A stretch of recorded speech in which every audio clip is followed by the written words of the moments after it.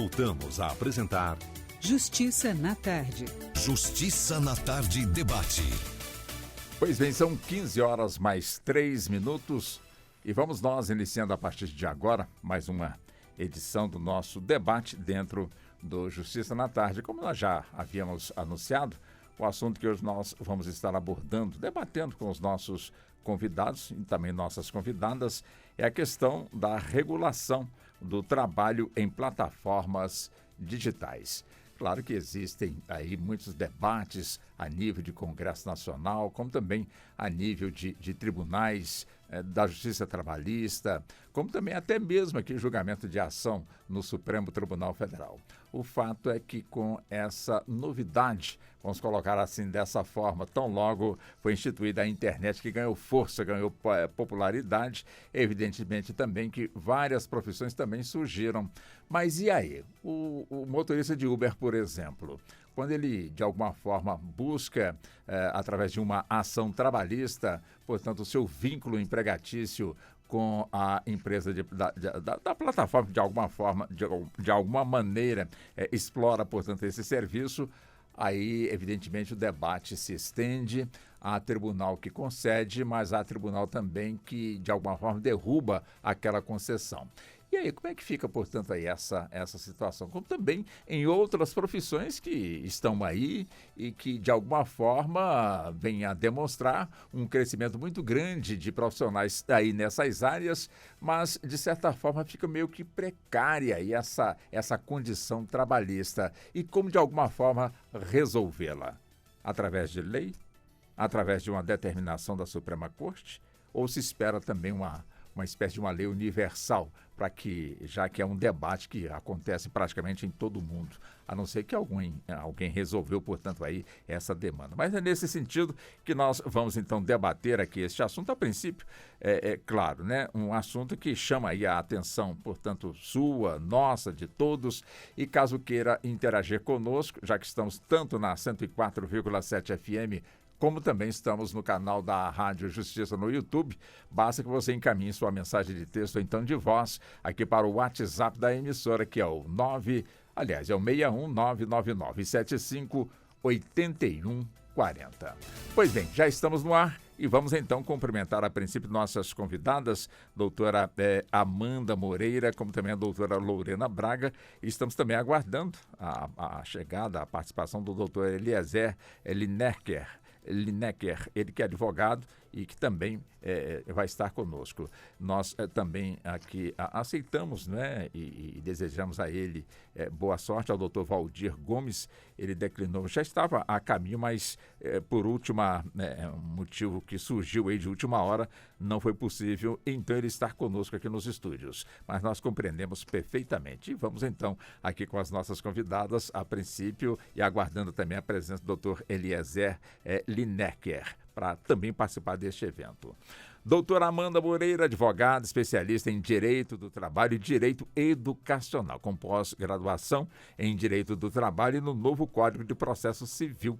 Seja muito bem-vinda, muito boa tarde para a senhora. Boa tarde a todos, é um prazer estar aqui e tenho certeza que vai ser um debate, assim, muito interessante. Por favor, interajam conosco. Com toda certeza que Com sim. certeza. Com certeza, seja bem-vinda. Obrigada. Amanda. Doutora Lorena Braga é assistente social, mestranda do Programa de Pós-Graduação em Psicologia Clínica e Cultura da UNB e servidora da Secretaria de Estado de Desenvolvimento Social, aqui do GDF. Também seja muito bem-vinda, doutora Lorena, e muito boa tarde para a senhora. Obrigado também por aceitar o nosso convite.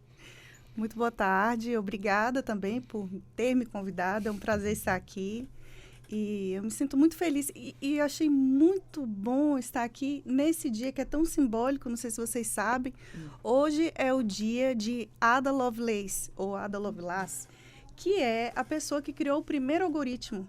Olha só. Né? E a gente está aqui discutindo trabalho nas plataformas digitais, bem nesse dia tão simbólico que é o dia de Ada Lovelace. Em homenagem a essa pessoa, então, né, doutora Lorena?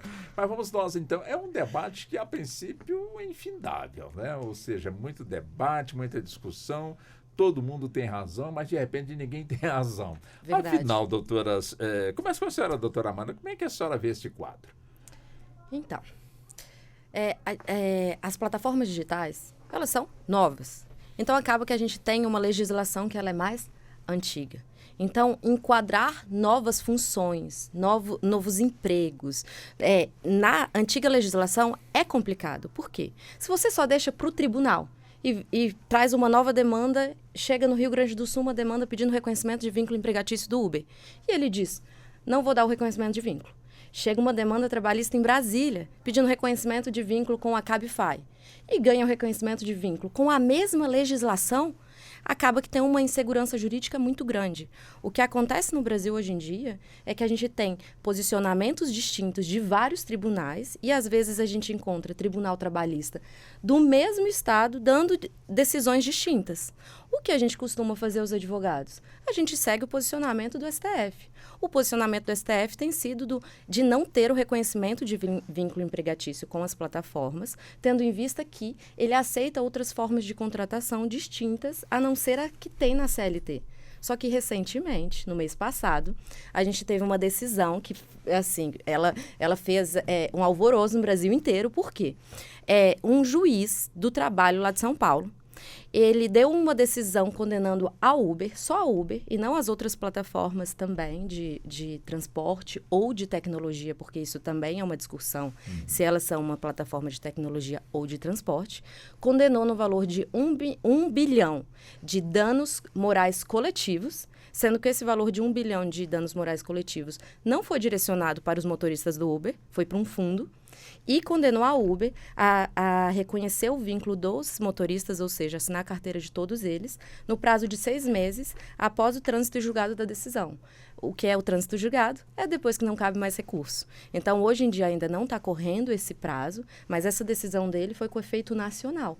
Então, a Uber já se posicionou no sentido de que ela não vai assinar a carteira dos motoristas e que ela vai recorrer. Aqui eu dei o exemplo da Uber, mas a gente tem, por exemplo, o exemplo da Cabify da semana passada, que o próprio STF afastou uma decisão do TRT3 que reconhecia o vínculo. E aí o STF falou, não vai ter reconhecimento de vínculo. Estamos falando de empresas distintas, mas no fim das contas é uma realidade muito similar entre eles. Então, hoje em dia, a gente precisa de uma regulamentação ou de um posicionamento da própria justiça que dê uma segurança maior para quem for investir no Brasil e para os advogados também que estão entrando e defendendo as empresas ou entrando com as demandas pelo reclamante, pelo motorista, pelo entregador.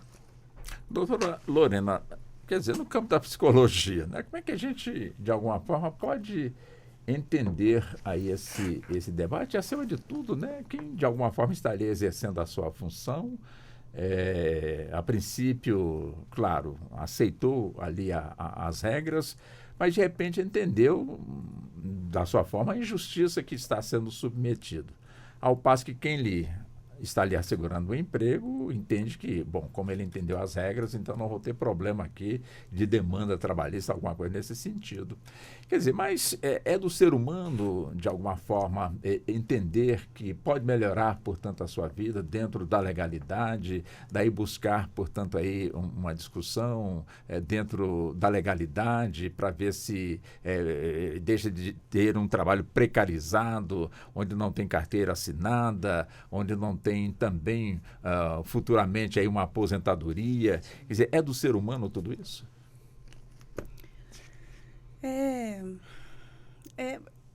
Assim, esse é um tema que ele tem tantas nuances, assim, bastante, tantas né, coisas que a gente precisa Nossa discutir.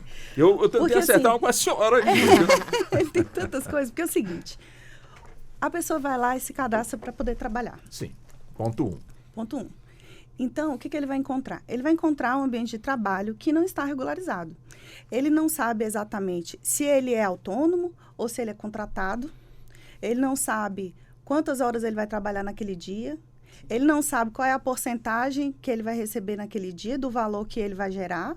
Por quê? Vamos supor, motorista de Uber. Dependendo do horário que ele rodar, aquela corrida pode valer mais ou menos. No horário de pico, o valor é diferente, né? Sim. Então, assim, para aquela pessoa, é um ambiente muito instável, de insegurança, porque a pessoa precisa, o trabalhador precisa ter o mínimo de firmeza de falar, de organizar seu orçamento, saber se ele vai conseguir garantir sua alimentação, sustento dos seus filhos, né? A partir de um determinado contrato mínimo, básico, né? E ali, o que ele tem, na verdade, é uma noção de que talvez, se ele conseguir tantas viagens, se ele conseguir em determinados horários, ele possivelmente vai conseguir se manter.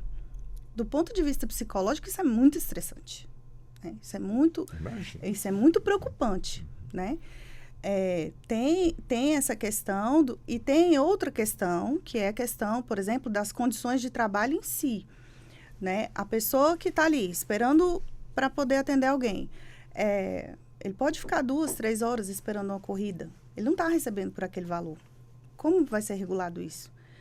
Ou ele pode passar, e aí quanto mais corridas ele pega, pode ser que ele pegue mais ainda. Outro dia eu peguei o Uber e perguntei, como é que funciona isso? E o rapaz falou, olha, eu estou te deixando aqui nesse lugar. Como eu estou correndo, o outro rapaz que está lá, mas está parado, ele perde a corrida. Eu vou ganhar a corrida, porque eu estou em movimento. Então, quem mais trabalha, vamos supor. Quem mais trabalha, mais consegue. Às vezes o outro não está correndo porque não apareceu o cliente. Exatamente. Então, fica a dúvida. Como é que funciona esse algoritmo? Como é que vai ser? Quem regula isso? Como é que vai ser distribuído? Sim. A senhora lembrou do pai do algoritmo aí. Né? Ele a não deixou a resposta mãe, prontinha, a da Lovelace, né? Então, é isso. Como é que funciona? Então, essas são dúvidas que precisam ser respondidas, porque, lógico, tem a questão trabalhista e legal, mas tem a questão do ser humano que está trabalhando, sabe? Como é que aquele ser humano... E, assim, é essa questão de você estar sempre na berlinda. Você não sabe quando você vai ganhar, você não sabe se você vai conseguir trabalhar, você não sabe quanto tempo... Por exemplo, a pessoa trabalha ali de segunda a sexta. Fica a dúvida, será que se eu tirar folga sábado e domingo, eu vou receber alguma espécie de penalidade da plataforma? Eu tenho que ficar rodando sempre ou não? Mas isso não está no regulamento, quando a pessoa aceita, vamos colocar assim, um emprego, não tem nada escrito que ele dê essas respostas? Ele tem uma base de mais ou menos quanto que ele vai ganhar, dependendo do horário que ele vai rodar. Mas essa questão de você não saber exatamente, de não ter transparência de como que o algoritmo funciona, transparência para todos os trabalhadores, porque a gente tem pessoas com maior e menor nível de estudo, né, que também participam. Então, é uma questão que precisa ser colocada, porque realmente, do ponto de vista psicológico, pode ser prejudicial. Agora, doutora Marcela, que patrão é esse ou que patroa é essa, enfim, chamada uma patroa, né? De plataforma, que a gente não vê, não sabe onde fica, quem é, afinal de contas. Tá. A primeira discussão que começou, antes mesmo do reconhecimento do vínculo, era em como registrar essas novas empresas. Por quê? A título de exemplo, Uber, Cabify, essas empresas, elas dizem que elas não são uma plataforma de transporte de pessoas. Elas dizem que elas são um aplicativo de celular, que elas são uma empresa de tecnologia. Essa é a primeira discussão que existe. O que você é? Você é uma empresa de transporte de pessoas ou você é um aplicativo? Eles alegam que eles são um aplicativo. Por quê? Eles dizem que não existe a relação de trabalho, de emprego. É uma relação de consumo. Eles dizem que eles colocam o aplicativo à disposição, tanto do motorista quanto do passageiro.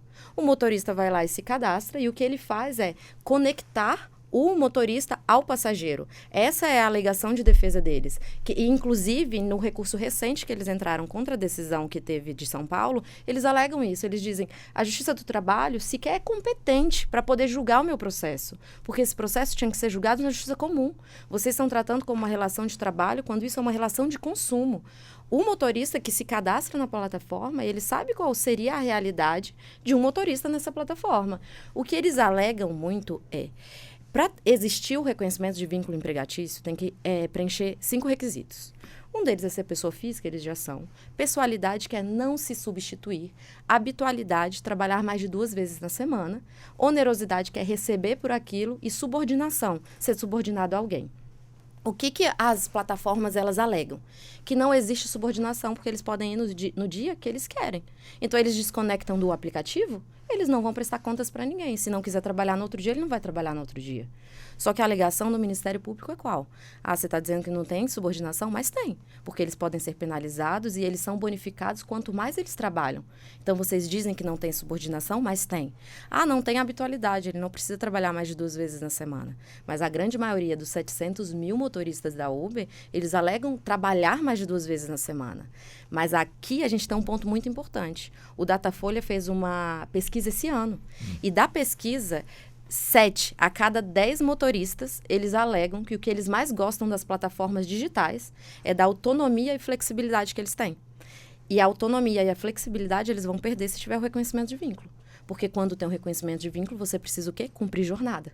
E aí eles vão perder o que eles mais querem. Então, eu acho que a gente está diante de um cenário com 2 tipos de colaboradores distintos. Um colaborador que faz uma segunda renda com a Uber, ou que quando quer trabalha e faz um extra para ele, e o outro colaborador que sobrevive da Uber e ele precisa daquele dinheiro no fim do mês. Eu peço até desculpas de falar Uber, mas seriam todas as plataformas. E não só gente de motorista, a gente tem os entregadores também, entregador de iFood, de outras plataformas também. Então, no fim das contas, eles dizem o quê? A plataforma é um aplicativo que disponibiliza e faz a conexão entre quem quer comprar e quem quer fornecer a prestação daquele serviço.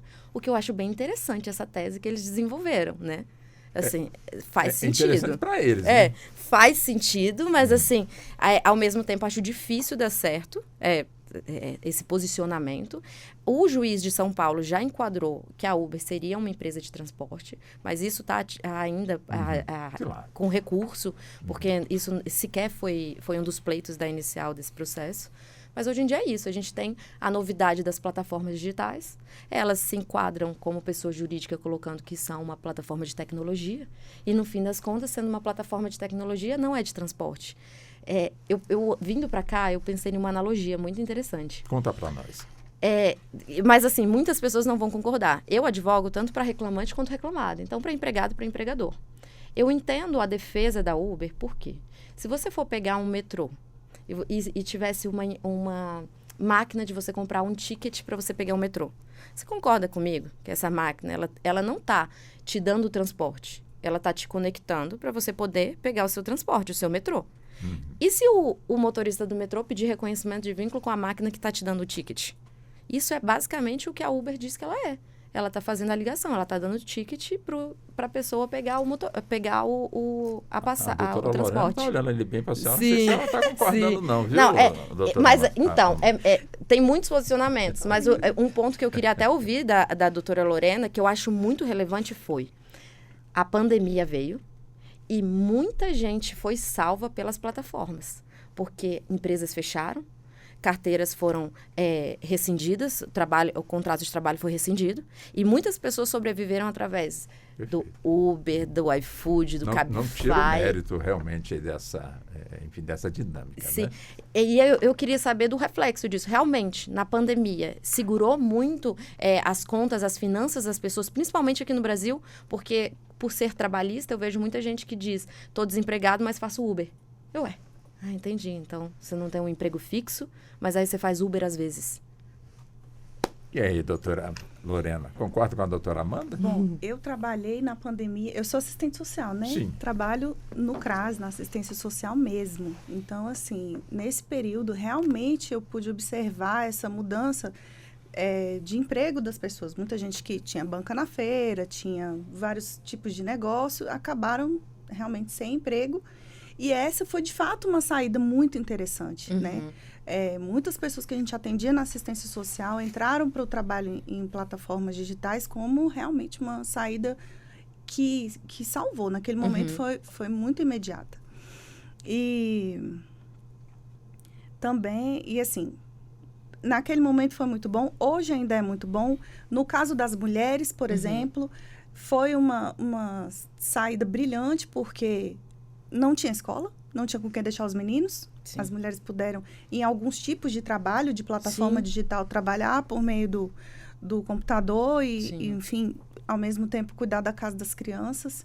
E eu digo mulheres porque a gente sabe que esse serviço, o trabalho de cuidado fica mesmo sobre as mulheres, né? Então, foi por esse lado, de fato, foi uma vantagem muito importante. Agora, existe um outro ponto que a gente precisa pensar, é acerca da questão ética e da questão de direitos das pessoas que estão trabalhando também, né? Porque é o seguinte, não é só uma... Se a gente deixar que o mundo do trabalho seja regido para mim, é uma falsa ideia, né, de autonomia, né? O único valor que vai ser utilizado vai ser o valor do lucro mesmo da empresa. O que acontece? Por que eu digo que é uma falsa autonomia?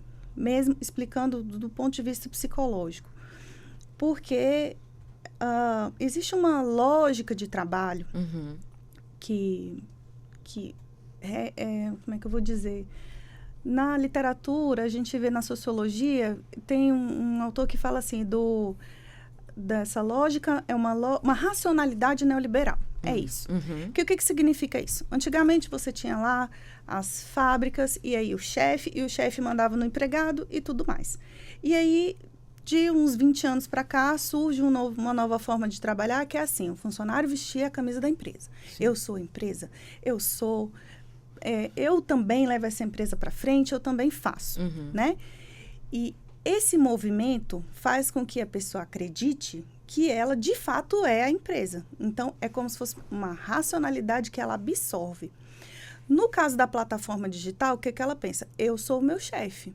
Então, toda a minha renda, todo o meu sucesso depende de mim. Sim. E aí, o que ele vai fazer? Se ele, de fato, não tiver outra renda, não tiver para onde correr, ele vai trabalhar até a exaustão. Por quê? Você não tem um limite de horas, você não tem um contrato dizendo qualquer outra coisa. Ele vai ficar ali, dependendo da situação dele, do que ele estiver precisando, das contas que ele tiver para pagar, ele vai ficar até a exaustão. Por quê? Porque ele absorveu psicologicamente aquilo de que ele é o responsável pelo seu sucesso. Quando, na verdade, a gente sabe que existe uma responsabilidade que as empresas também têm que assumir, né? E, inclusive, eu vi essa semana uma entrevista do Vinícius Pinheiro, que é o diretor da OIT Brasil. E aí ele fala que esse tipo de forma de pensar o trabalho, essa maneira de trabalhar, é semelhante ao século XIX. Porque no século XIX, em Nova York, os trabalhadores iam para uma praça, chegavam lá na praça, se tivesse um navio para descarregar, chegava alguém e falava, quem quer descarregar? Eu. Aí chegava lá e descarregava. O outro, tem uma construção aqui acontecendo, quem quer ir? Eu. E os outros que não conseguiam, mas sem ficavam fora. qualquer compromisso trabalhista? Naquele momento, sim, sem qualquer compromisso trabalhista. Era o compara trabalho daquele dia. Período lá desse século com o que está ocorrendo hoje? Foi o que o diretor da OIT apontou. Ele que fez essa analogia, né? E aí ele comparou, por quê? Porque, segundo ele, semelhantemente, a pessoa fica ali aguardando aquele momento de trabalhar, aquela disposição. E a responsabilidade do trabalho recai muito mais sobre o trabalhador do que sobre a empresa.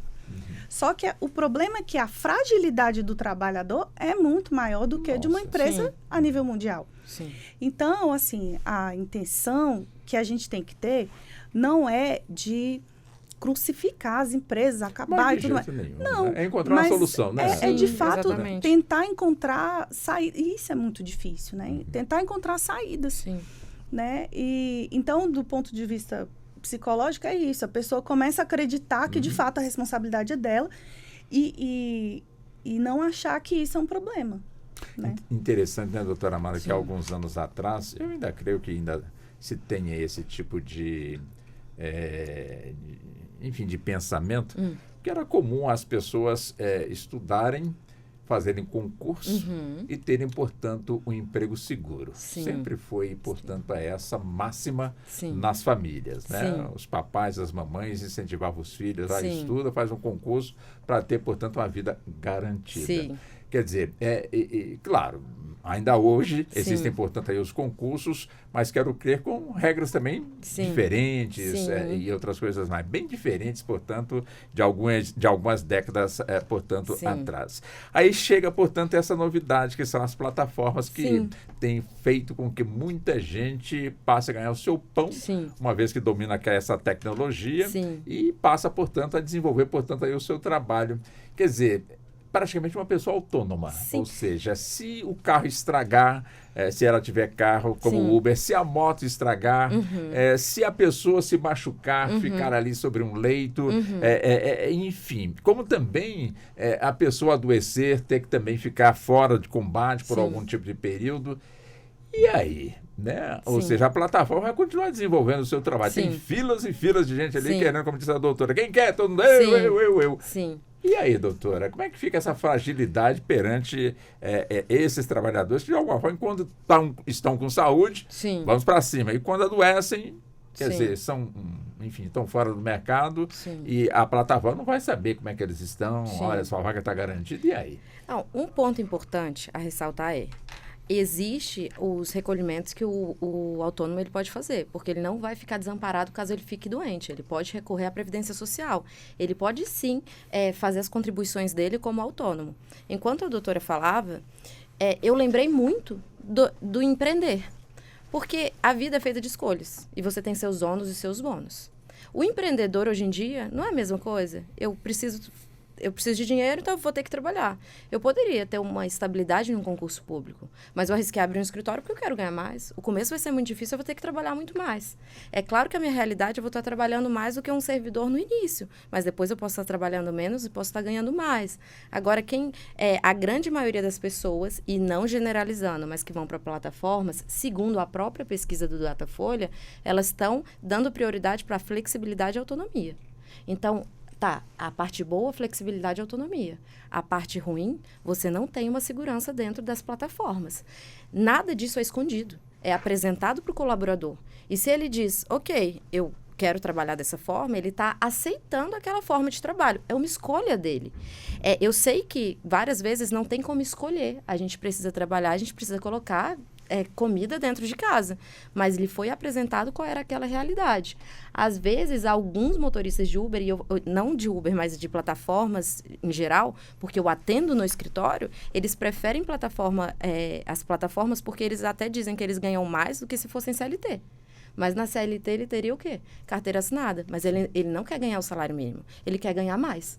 Então, entendo, existe a fragilidade, mas também existem as escolhas. Você poderia estar fazendo seu recolhimento também como um autônomo. E se você ficasse doente, se você precisasse, tem a Previdência Social para poder te ajudar.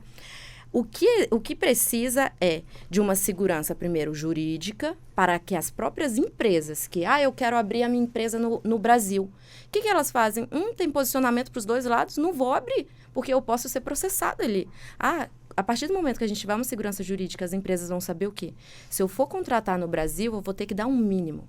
Hoje em dia, muito se fala, e nos últimos dias, sobre um projeto de lei para fixar um valor de salário hora para os motoristas e para os entregadores. Se eu não me engano, está em R$30 para o motorista e em 17 para o entregador.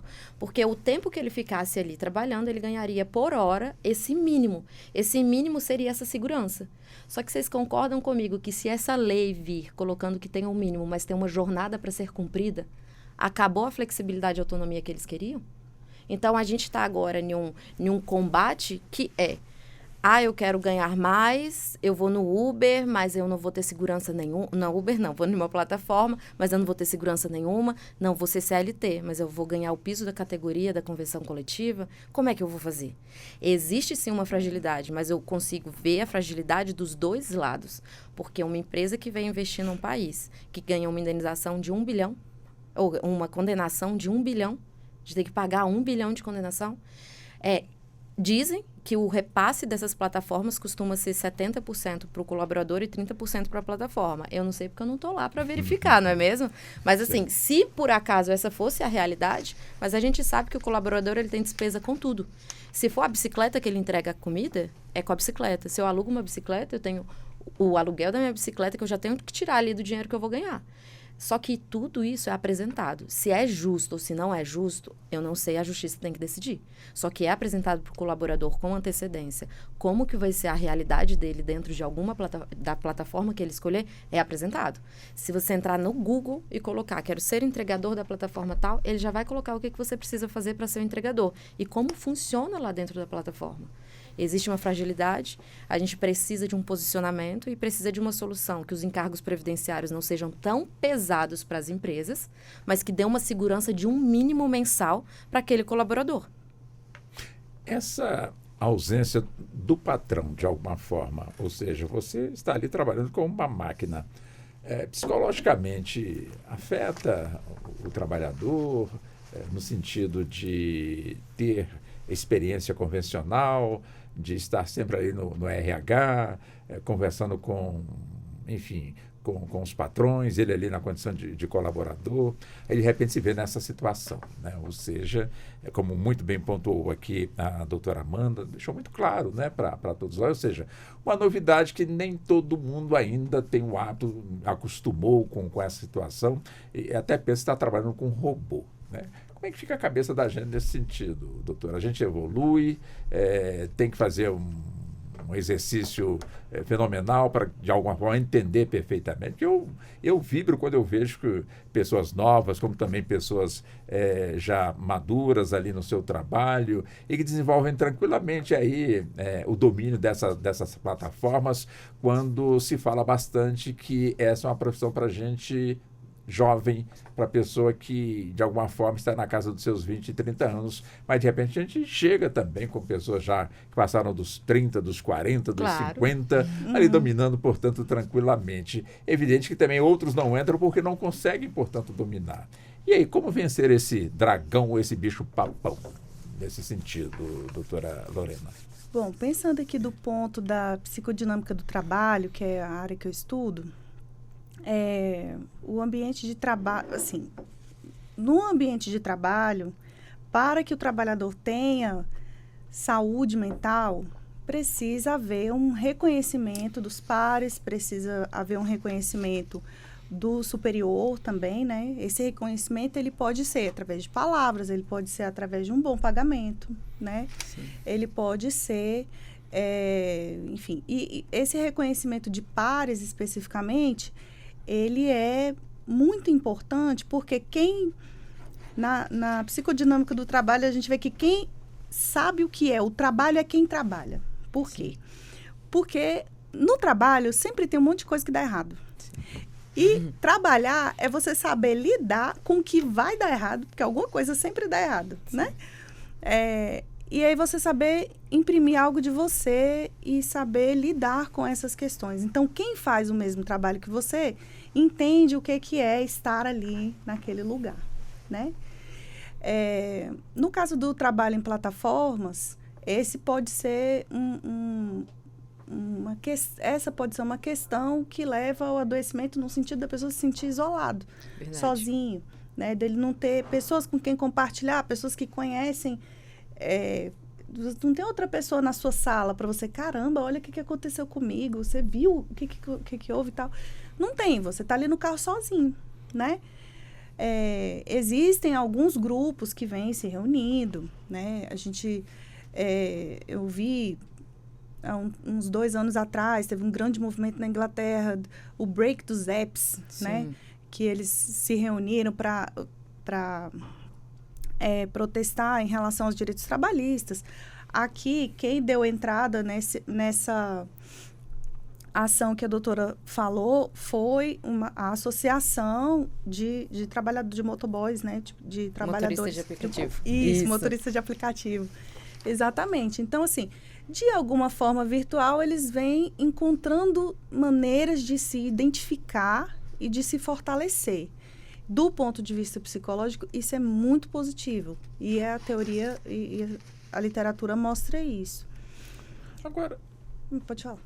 Deixa eu vir aqui com a doutora Amanda. Sim, doutora que Amanda. tem um reflexo bem interessante do que ela falou. Eu quero chegar justamente num ponto aí, não sei se esse é o ponto. Bom, Então, vamos colocar assim, a categoria de trabalhadores está avançando bastante aí nessa questão dos aplicativos, né? E tem rendido aí realmente muita satisfação para muita gente, né? Claro. Claro que existem os embates, mas também tem muita gente, de alguma forma, se descobriu ali, Sim. né? E vai tocando. A senhora falou na questão que a pessoa pode, qualquer trabalhador pode pagar a sua previdência ali no Sim. INSS como autônomo sem nenhum tipo de problema. Quer dizer, esse incentivo para se buscar, portanto, o seu trabalho no meio aplicativo, que tem um leque enorme, onde as pessoas podem ali buscar, portanto, aí uma atividade. De alguma forma não pode também comprometer, portanto, aí, no caso, os valores que a nossa Previdência recebe, através, portanto, aí, do nosso trabalho, né, que são descontados e ali encaminhados para a nossa aposentadoria, como também para, de certa forma, também fazer com que outros benefícios também possam ser pagos para a categoria de trabalhadores. Onde é que eu quero chegar para ser mais direto na questão? Ou seja, não precariza esses aplicativos onde a princípio não tem patrão, né? Onde também não tem repasse, portanto, aí para a Previdência, a não ser aqueles que querem de alguma forma. Sim. Isso não pode, a médio prazo, comprometer mais ainda a nossa Previdência, doutora Amanda? Com certeza. E enquanto a doutora Lorena falava, consegui fazer uma ligação muito clara do que tem acontecido, inclusive com reflexos não só na Previdência, com o auxílio-doença e afastamento das pessoas, mas também com demandas trabalhistas por problemas psicológicos, depressão e ansiedade. Sim. Se a gente fizer uma analogia com o período da pandemia, que as pessoas trabalharam de home office, elas ficaram mais isoladas. Quem trabalha através de plataformas digitais, elas trabalham mais isoladas. O índice de demandas na Justiça do Trabalho, e principalmente, meu escritório é especialista em direito do trabalho, a quantidade de demandas por semana que a gente recebia antigamente, que vinha 1 ou 2 casos de doença ocupacional, de problemas psicológicos decorrentes de depressão e ansiedade por ficar só, eram uns 2. Depois da pandemia, a gente começou a fechar contrato de uns 5, 6, mais que dobrou a quantidade. E se for olhar na Justiça do Trabalho, hoje em dia, quando alguém pede, e tem vários casos de plataforma digital que a pessoa, além de pedir o reconhecimento de vínculo, ela também pede uma doença, o reconhecimento de uma doença que ela desenvolveu decorrente daquele trabalho, que ela ficou isolada. E tem vários casos, e a grande maioria é do quê? Exatamente depressão e ansiedade, ou burnout. Porque você trabalha tanto, e você trabalha tanto, e você trabalha sem parar. Agora, eu não tenho reconhecimento de vínculo, mas eu faço meu recolhimento para a Previdência Social. Mas isso não quer dizer que você não vai ficar doente. Isso não quer dizer que você não vai exagerar no seu trabalho, porque você precisa do dinheiro, você vai ter um burnout, e você vai ter que ficar encostado, e aí o que vai acontecer? A Previdência vai ter que te pagar. Então, a gente está num círculo assim. Quem é que vai pagar? O que vai acontecer? Qual é a segurança para quem? Está saindo de onde? Então, esse é um ponto muito importante. Mas outro ponto que a gente precisa ressaltar aqui é o quê? A Justiça do Trabalho, ela sempre pregou o quê? Que cada contrato de trabalho, ele é único e individual. Você precisa olhar cada contrato com a realidade daquele contrato. Ou seja, eu tenho um amigo que trabalha como entregador do iFood. Ele, hipoteticamente, ganhou vínculo na Justiça, vínculo de emprego na Justiça. Eu vou entrar com um processo, quer dizer que eu vou ganhar? Não. Quer dizer que o juiz vai analisar se a minha realidade preenche os requisitos para ter um reconhecimento de vínculo na Justiça, certo? Então, como é que uma ação civil pública do Ministério Público, representando toda a categoria nacional, consegue o reconhecimento de vínculo de 700 mil motoristas, sem olhar a realidade de cada um deles? A gente não está falando de um direito igual para todo mundo. A gente está falando que cada um tem a sua realidade. Se a partir do momento que a gente começar a tratar todos os colaboradores de plataforma iguais, vai ter uma desigualdade muito grande. Você precisa olhar cada realidade. Isso é, inclusive, uma das questões que foram levantadas no processo. Por quê? Muitas vezes alguém perde o reconhecimento de vínculo porque o juiz está olhando o caso ali de uma pessoa que trabalhava esporadicamente. Ela entregava 1, 2 vezes na semana e quando ela não queria, ela não ia entregar. Então, a gente não pode generalizar dessa forma. A gente está lidando com uma ação civil pública, que é o Ministério Público, representando toda uma categoria, Sim. que teve um grande avanço para eles. Isso não quer dizer que se não fosse uma ação individual do motorista, ele não fosse ganhar. Talvez ele fosse ganhar mais, ele fosse ganhar hora extra, supressão de intervalo. Mas não. Se a gente olha com essa visão generalista para algo que ainda não tem uma legislação específica, fica todo mundo muito perdido. E aí a gente depara com pessoas que acabam ficando doentes e elas ficam em um limbo. Elas não têm nem o INSS para poder pagar para elas, elas não têm como trabalhar em uma plataforma digital e elas não passam num processo seletivo para ter carteira assinada porque elas não estão bem. Duas questões eu avanço com a senhora, doutora Lorena. Em termos de gênero, nessa realidade, a mulher leva desvantagem? E como fica também a condição da pessoa com deficiência que também está preparada para poder desenvolver o seu trabalho? Aí nós temos aí as plataformas. Eu confesso que esta semana eu tive a oportunidade de ver um jovem adulto caminhando e com a sacola nas costas. A gente sabia que ele estava atrás de um endereço para poder fazer, portanto, ali a sua entrega e voltar para o seu ponto de origem, que eu não sei também onde era, mas pelo aspecto de cansaço, suor, nesse calor e outras coisas mais, ele já estava um bom tempo, portanto, aí caminhando, ou seja, tinha que estar realmente aí com um preparo físico excelente e sabe Deus se tinha feito uma alimentação também para poder, de alguma forma, se autossustentar, de certa forma, aí, dentro do seu organismo. É justamente dessa questão. Como é que fica dentro dessa nova realidade, que eu quero crer que não seja a realidade total, mas estamos caminhando para isso, em termos de avanços tecnológicos. Claro, um sem bicicleta, a mulher, evidentemente, um trabalho mais que é isolado. Como é que fica também a sua condição, né? Não que ela não tenha a competência para poder desenvolver qualquer tipo de trabalho, mas em termos de segurança, como também as pessoas com deficiência. Como é que a gente também pode analisar esse aspecto, doutora Lorena? Me lembrando novamente aqui da entrevista lá do diretor, né, da OIT Brasil, ele falando que um dos gargalos é esse, né, de saber, definir quais seriam pelo menos os mínimos parâmetros que pudessem abranger os trabalhadores, e aí incluiriam as mulheres, as pessoas com deficiência.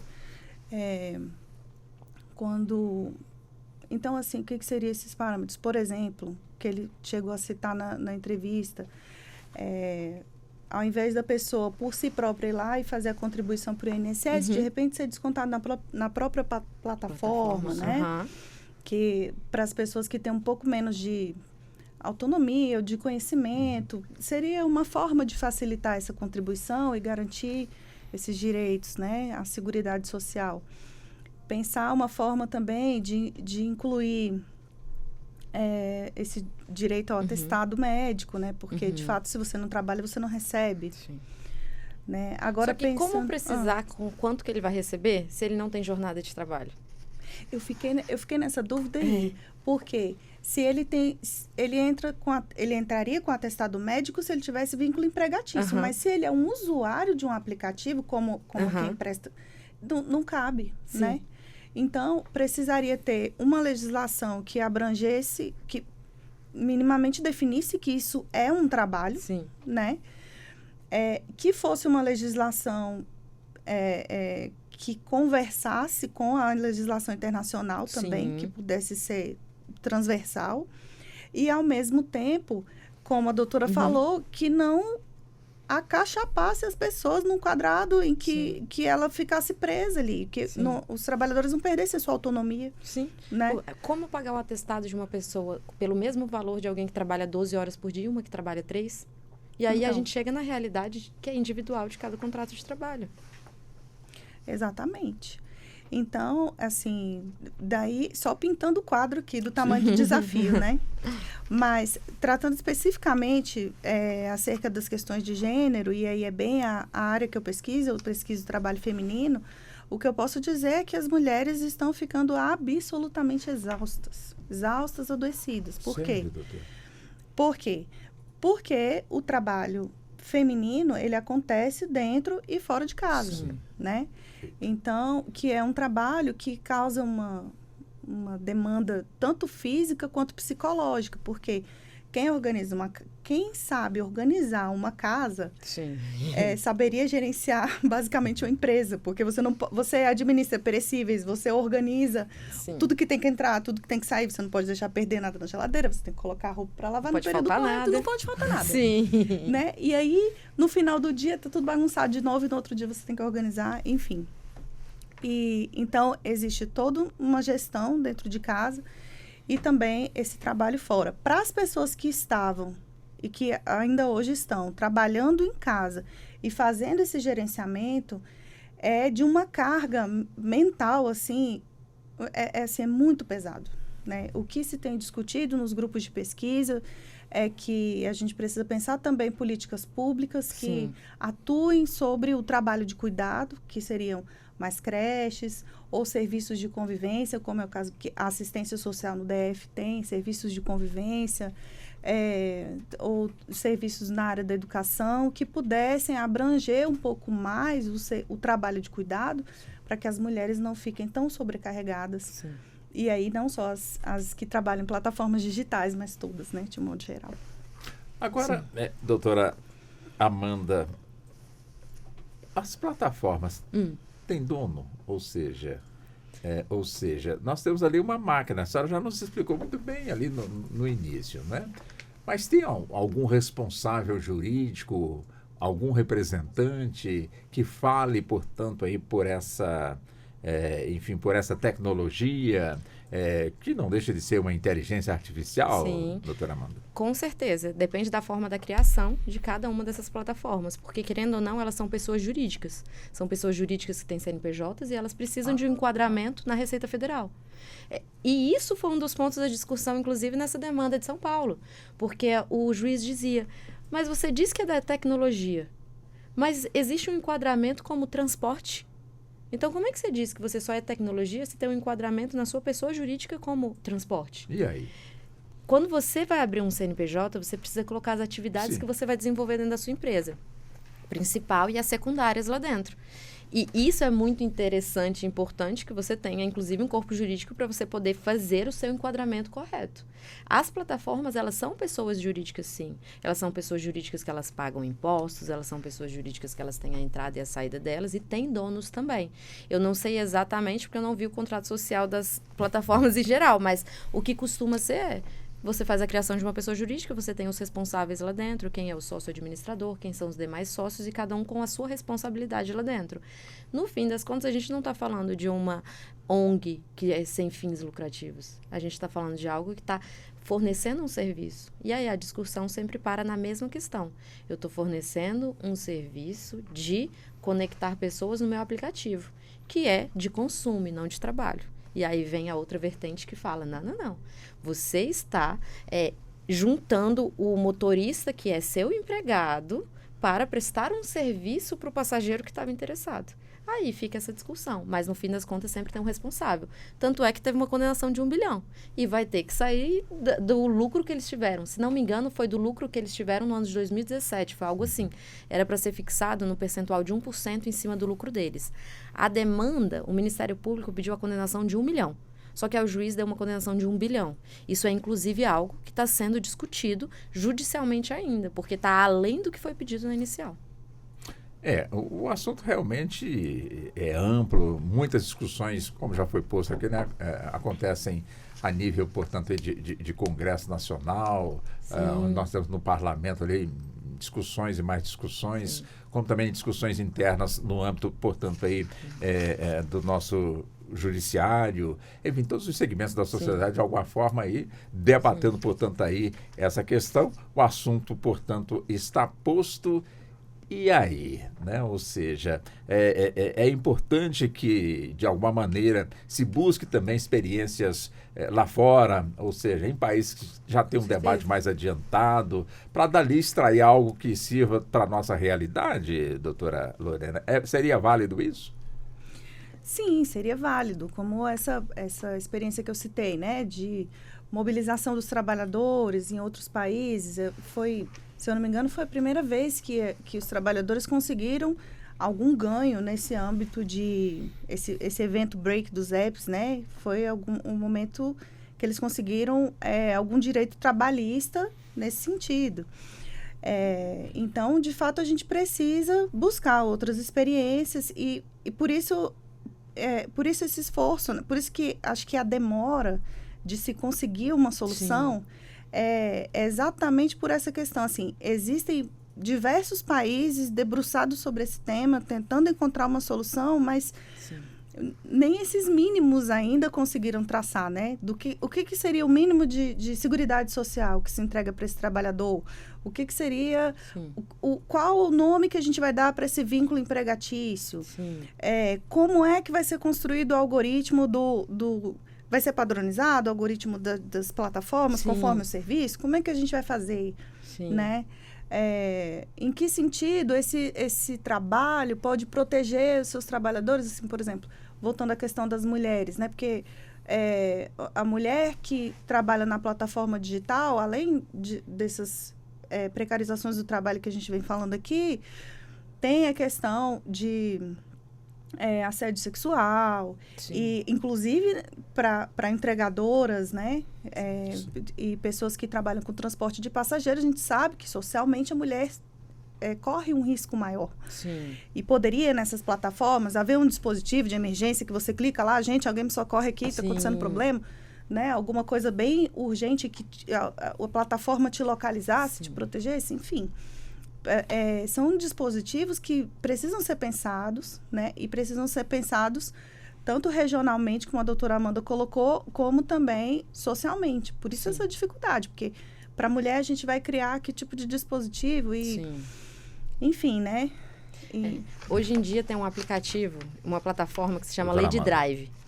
Só de mulheres. Então, tanto a motorista é mulher, quanto as passageiras só mulheres. Eles não aceitam homens. E é uma plataforma que ela foi criada justamente com o propósito de evitar assédio. Então, essa plataforma não pode se cadastrar nem motorista, nem passageiro que não sejam mulheres. Então, assim, é bem interessante. E outro ponto interessante a discussão, ela está andando. E ela está andando de uma forma positiva. Porque se a gente parar para pensar, essa semana inteira todo mundo falou sobre a mesma questão. Não foi um posicionamento já decidido, mas é o possível projeto de lei que venha fixando esse valor da hora para o entregador e para o motorista, mas também garantindo para ele que ele não vai ter o reconhecimento de vínculo empregatício, mas vai ter recolhimento do INSS. E aí a gente chega na Previdência.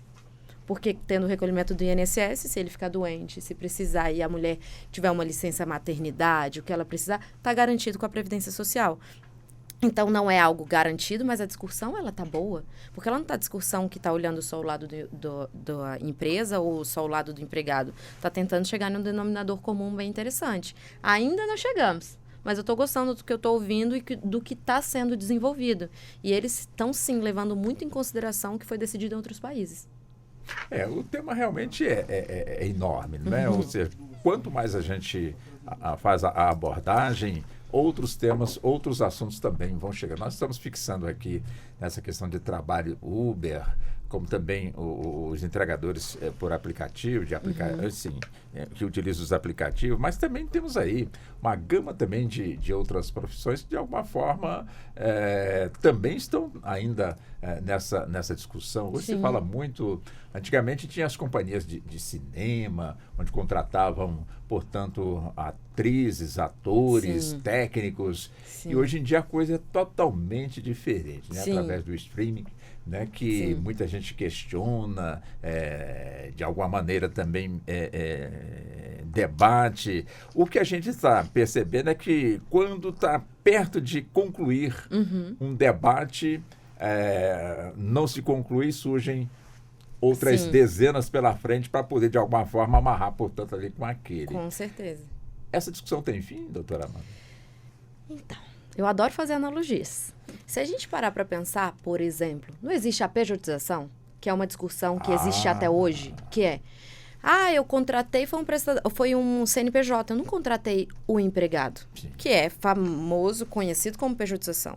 Mas se você consegue comprovar que tem o reconhecimento do vínculo, ou que preenche os 5 requisitos para o reconhecimento do vínculo, o que acontece? Existe o reconhecimento do vínculo com a pessoa física que está atrás daquele CNPJ. Foi resolvida a questão da pejotização? Não. Continua indo para a Justiça do Trabalho para discutir cada caso da sua forma individual. Mas peraí, já que consegue então amarrar quem é que está por trás da pejotização, a senhora nos colocou aqui que a empresa, enfim, a plataforma, ela tem CNPJ. Tem. Só E que aí? mas a pejotização é quando você contrata um CNPJ para te prestar serviço. O que acontece? Falando de uma forma clara. Às vezes um empregador, ele quer contratar aquele empregado. Eu quero contratar a doutora Lorena para trabalhar para mim. Mas a doutora Lorena vai ficar muito caro pagar o salário dela e todos os encargos previdenciários. Então, o que eu, empresa, vou fazer? Eu vou contratar... Doutora Lorena, abre um CNPJ. Eu vou contratar o seu CNPJ e vou fazer um contrato com você de prestação de serviço. E ao invés de passar o dinheiro todo para parte do dinheiro para você e parte para a Previdência Social, eu vou te passar o dinheiro todo direto. E aí depois o que a doutora Lorena pode fazer? Entrar na Justiça do Trabalho e falar, Excelência, não era uma empresa que ele contratou. Quem ele estava contratando era eu, a Lorena. E se ela conseguir comprovar na justiça que ela não podia se substituir entre os outros 5 requisitos, ela ganha o reconhecimento de vínculo e o retroativo dos últimos 5 anos de verbas contratuais e verbas rescisórias. É uma discussão que ainda existe. Veio a reforma trabalhista em 2017, mudou alguns artigos da CLT. Continua tendo discussão na Justiça do Trabalho, porque cada caso tem que ser analisado na sua individualidade. Tem casos que realmente não têm o reconhecimento de vínculo.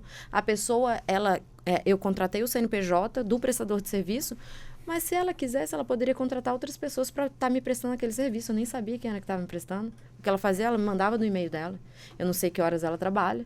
Se ela fica doente ou se ela não fica doente, não tem problema nenhum, porque eu pago aquele valor fixo para ela. Então, existe a CLT. Existe a CLT. Mas continua tendo problema da pejotização. E que aí a gente chega no prestador de serviço, que é a mesma coisa. Você diz que é uma pessoa jurídica te prestando serviço. No caso das plataformas de aplicativo, a gente está dizendo que são pessoas físicas prestando serviço para a gente. Que ainda é uma discussão sem fim. Tem pontos que, para mim, nunca vai ter fim. A gente pode fazer o quê? Diminuir as demandas na justiça. Mas a cada dia, com a modernidade, com as novidades chegando, a gente tem novas demandas que não tem casos, não tem jurisprudência nesse sentido, porque nunca foi decidido. É o primeiro caso que veio na justiça, sim. E agora, qual vai ser o posicionamento? Vamos fazer o seguinte, senhora, nós ainda temos mais uma hora para a gente poder debater. Tá bem, doutora Lorena, doutora Amanda? Nós vamos sair para o nosso intervalo, são 15h59, estaremos de volta em instantes. Até já. Você está ouvindo Justiça na Tarde.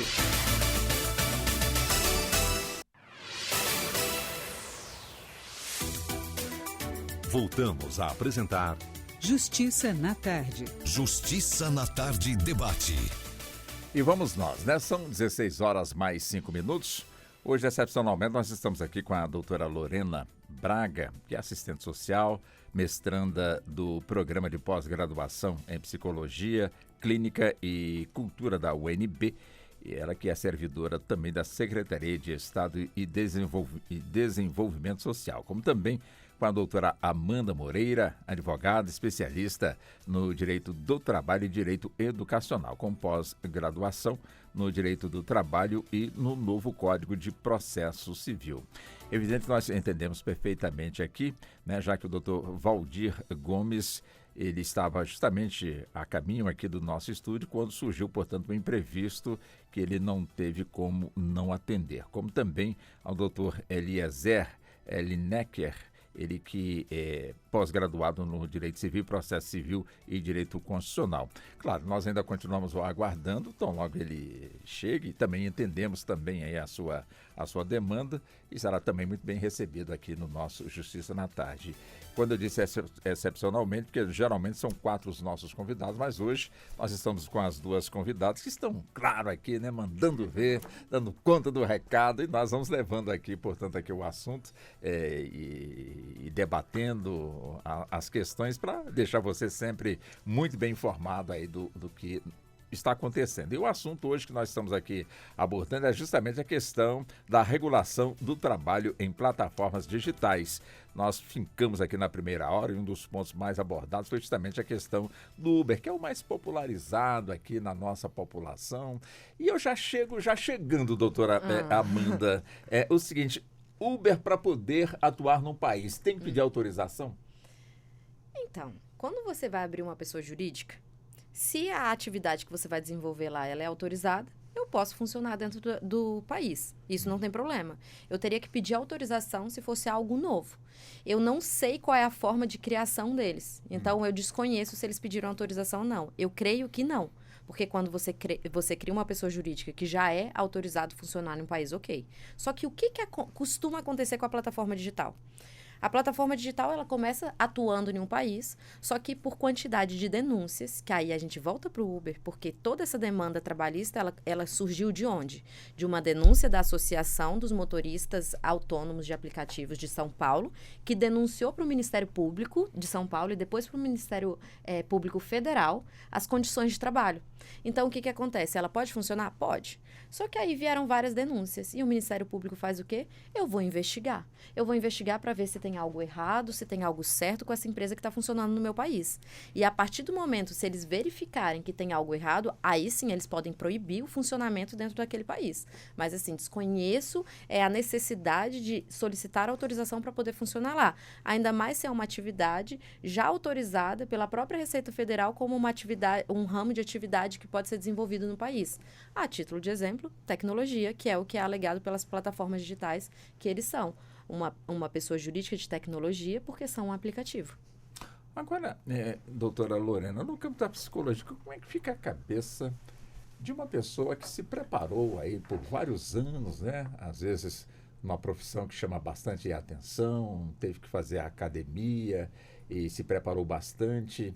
Aí, de repente, vê que as ofertas de trabalho na sua profissão vão minguando, às vezes escasseando, e às vezes praticamente sem conseguir realmente uma colocação. E acaba, portanto, ali, enquanto não aparece algo na sua profissão para poder se alocar, um concurso, ou então até mesmo um convite para uma empresa para poder desenvolver aí o seu trabalho. Então, de alguma forma, como aqui foi colocado, né? Então, você é motorista de Uber, tem carteira de habilitação, tem um carro que, de alguma forma, está habilitado também para poder desenvolver esse trabalho, ou então aluga um carro para poder desenvolver também aí este trabalho. Sei como é que fica a cabeça de uma pessoa que tem uma formação, não que estejamos desmerecendo o trabalho de motorista de Uber, de forma alguma, né? De forma alguma. Todo trabalho, para mim, é honrado, não importa de que forma esse trabalho está sendo exercido. Agora, essa pessoa que, de alguma forma, tem que estar com um preparo bom para não entrar em depressão, entender que ali, enquanto está ali, vai tirando ali o seu ganha-pão, até que, de alguma forma, pode ser, e acreditar que vai surgir realmente uma outra oportunidade. Como é que fica a cabeça de uma pessoa, enfim, que enfrenta essa situação, doutora Lorena? Vai depender do contexto de trabalho que ele enfrenta. O que acontece? Primeiro, se a pessoa não conseguiu um espaço no mercado de trabalho e essa pessoa busca uma colocação nos trabalhos em plataforma digital, se essa pessoa estiver muito frustrada com isso, dificilmente ela vai conseguir superar, mas não tem a ver com a plataforma digital, né? Não é culpada. Mas a plataforma não é culpada disso. Sim, Na verdade, a plataforma está ajudando, Sim. porque é uma oportunidade de trabalhar, né? Agora, o que eu acredito que a gente precisa lançar à luz, né, que a gente precisa realmente olhar, é assim, quais são as condições de trabalho que essa pessoa com as quais a pessoa vai se deparar para que ela possa se sentir satisfeita ali, né? Se ela encontra a satisfação de ter a flexibilidade, né, a quantidade de horas que ela precisa trabalhar e consegue receber, inicialmente ela vai se sentir reconhecida, né? Aquele aspecto do reconhecimento que eu falei mais cedo. O reconhecimento gera essa saúde mental, né? E pode vir através de um bom pagamento, condições de trabalho, de horas de trabalho que para a pessoa são satisfatórias e tudo mais. Agora, se essas condições de trabalho, se o volume de trabalho é grande demais, né? Ou seja, as horas que ela tem que cumprir para conseguir atingir a meta dela do mínimo possível para viver é exaustivo. Se ela não consegue pegar a quantidade de corridas que ela precisa, se ela tem alguma dificuldade com o aplicativo, não consegue boas avaliações, enfim, ela vai se deparando com esse real do trabalho, né? Que nem eu estava falando ainda agora, que são esses problemas que aparecem. Se ela não consegue resolver, ela vai se sentir frustrada, seguidas vezes, ou ela vai criar uma estratégia. Aí a estratégia dela pode ser para o adoecimento ou pode levar ela para uma situação de saúde. Como é que ela vai fazer? Uma estratégia que normalmente leva para o adoecimento é uma estratégia de você tentar atender aquela demanda o máximo possível. Por exemplo, vamos tirar aqui o foco das plataformas digitais. Se você tem um trabalhador normal ali de escritório e que ele precisa entregar tantos relatórios, tem algum trabalhador que vai dizer, eu só consigo fazer 5 por dia. Mas vai ter alguém que vai falar, não, eu vou fazer 10 e eu vou conseguir. E a pessoa vai lá, a estratégia dela é conseguir atender todas aquelas demandas. Isso pode acontecer com um trabalhador de plataforma digital. Eu vou conseguir atender todas essas demandas. O problema é que ele pode chegar a se esgotar. E aí, essa é uma estratégia que levou para o adoecimento. Uma estratégia que a literatura aponta, que normalmente leva para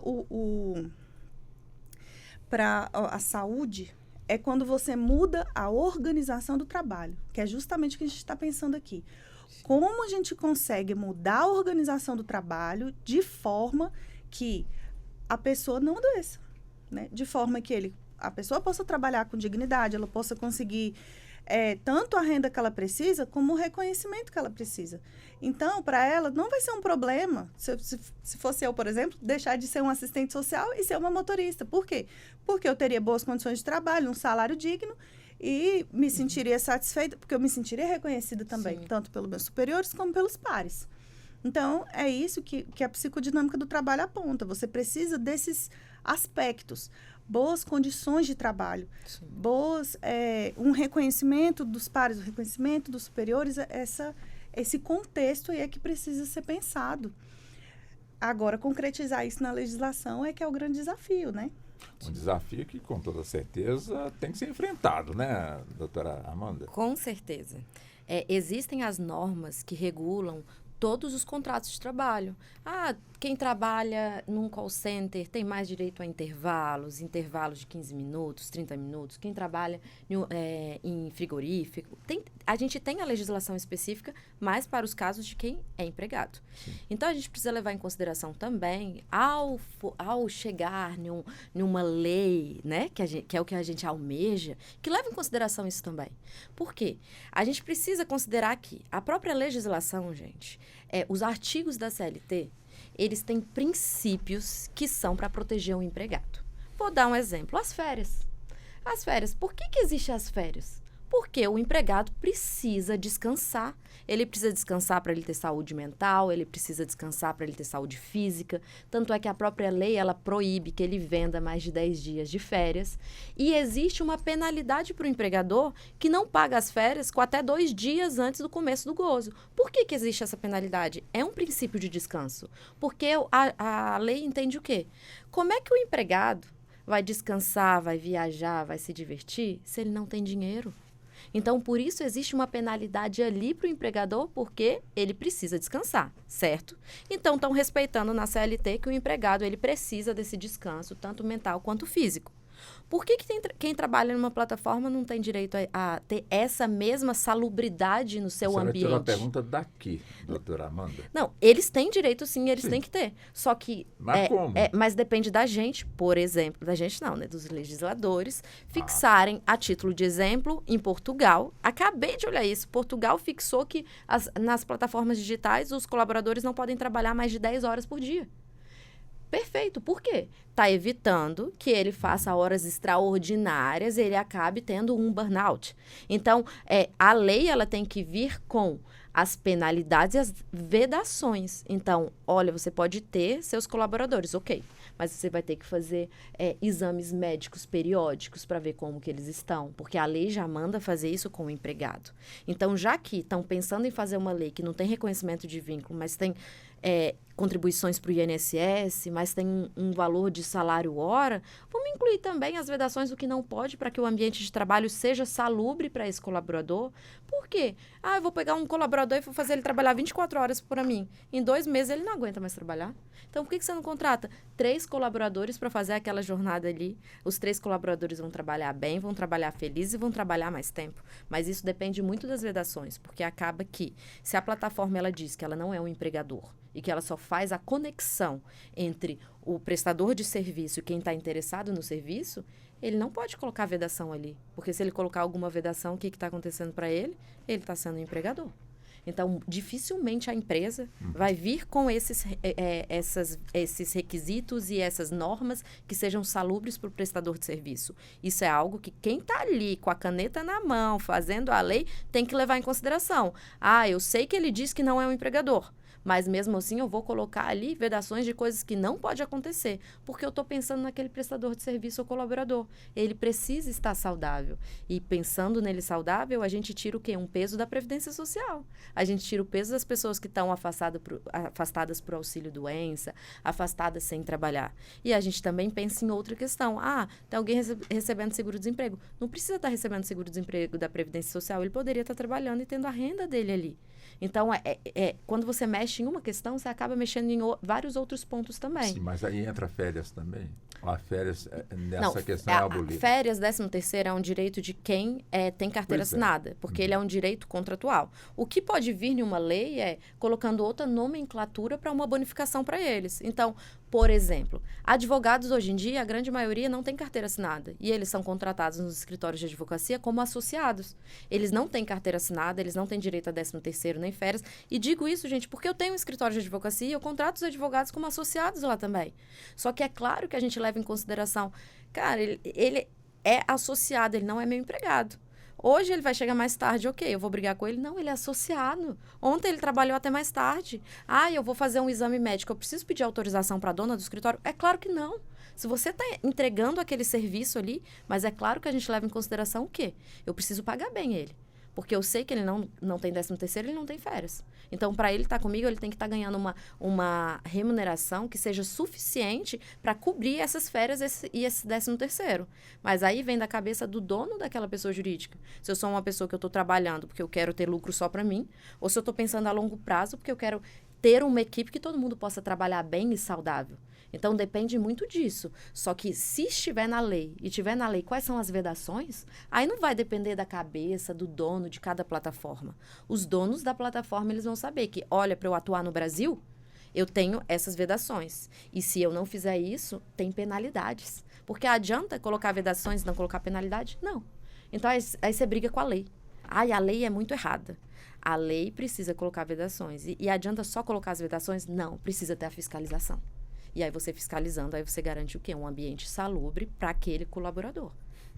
Esse tipo de discussão, né, doutora Jussara, que a doutora Amanda descreve muito bem, faz a gente recordar um pouco, alguns anos atrás, quando se debateu também muito aí a regulamentação do trabalho doméstico, onde até então se tinha, portanto, ali, quer dizer, estava escrito em algum lugar, mas não fiscalizava, de que o trabalho doméstico tinha que ser com carteira assinada. Sim. E outras coisas mais, mas ninguém levava, portanto, isso a sério. Até hoje é possível resgatar uma trabalhadora com 60 anos trabalhando numa única residência. Aí vem aquela história, não, é da família, está aqui, mas era tratado como se fosse da família, mas na realidade tem ali o seu quartinho, se alimenta depois de todo mundo, sim, vai lavar, enfim, cumpriu, portanto, aí com as suas obrigações. E ali se debatia bastante, portanto, aí essa questão. E vinha engatinhando, portanto, aí essas plataformas que, de alguma maneira, também chegam num patamar de grau de discussão, a exemplo do que se discutiu também lá atrás. Ou seja, estamos amadurecidos para poder, de certa forma, sairmos do comodismo e partir realmente para debates como esse, né, que são desafios, mas que precisam ser enfrentados. Quer dizer, é da nossa cultura a gente partir, portanto, aí para esses debates, ou vamos aguardar que a França resolva lá essa questão das plataformas, os Estados Unidos, a Inglaterra, os tidos países aí de primeiro mundo, que para mim é uma bobagem, acho que todo mundo está no mesmo mundo sem nenhum tipo de preconceito. Exatamente. Enfim. Estamos preparados, amadurecidos também para enfrentarmos realmente essas causas no campo da psicologia, claro. Se não estamos, precisamos ficar. Exato. Porque é uma realidade, porque a gente vem vivenciando isso no dia a dia e a sociedade precisa, assim, se interessar e se posicionar. E no campo dos trabalhos de plataforma digital, um pouco mais, aí trazendo um pouco ali para a minha pesquisa, né, é um pouco mais difícil para as mulheres se envolverem com esses temas, porque desde pequena a gente não é subjetivada para se interessar por questões de tecnologia. Quando a gente é criança, ninguém fala assim, cadê a engenheira da mamãe? Né? Sempre fala, cadê a bailarina? Sim. Professora, né? Dificilmente alguém fala, cadê a engenheira espacial que vai sair da sua família? Então, assim, de alguma maneira, a gente não é subjetivo, a gente é muito...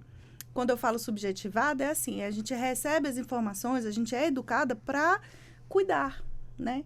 Para esse trabalho muito, muito do cuidado mesmo. E fica bem distante das questões relacionadas à tecnologia, né? Fica bem distante das reflexões relacionadas ao mundo do trabalho digital, ao que a inteligência artificial está fazendo no mundo do trabalho, né? O que as plataformas digitais interferem no meu dia a dia.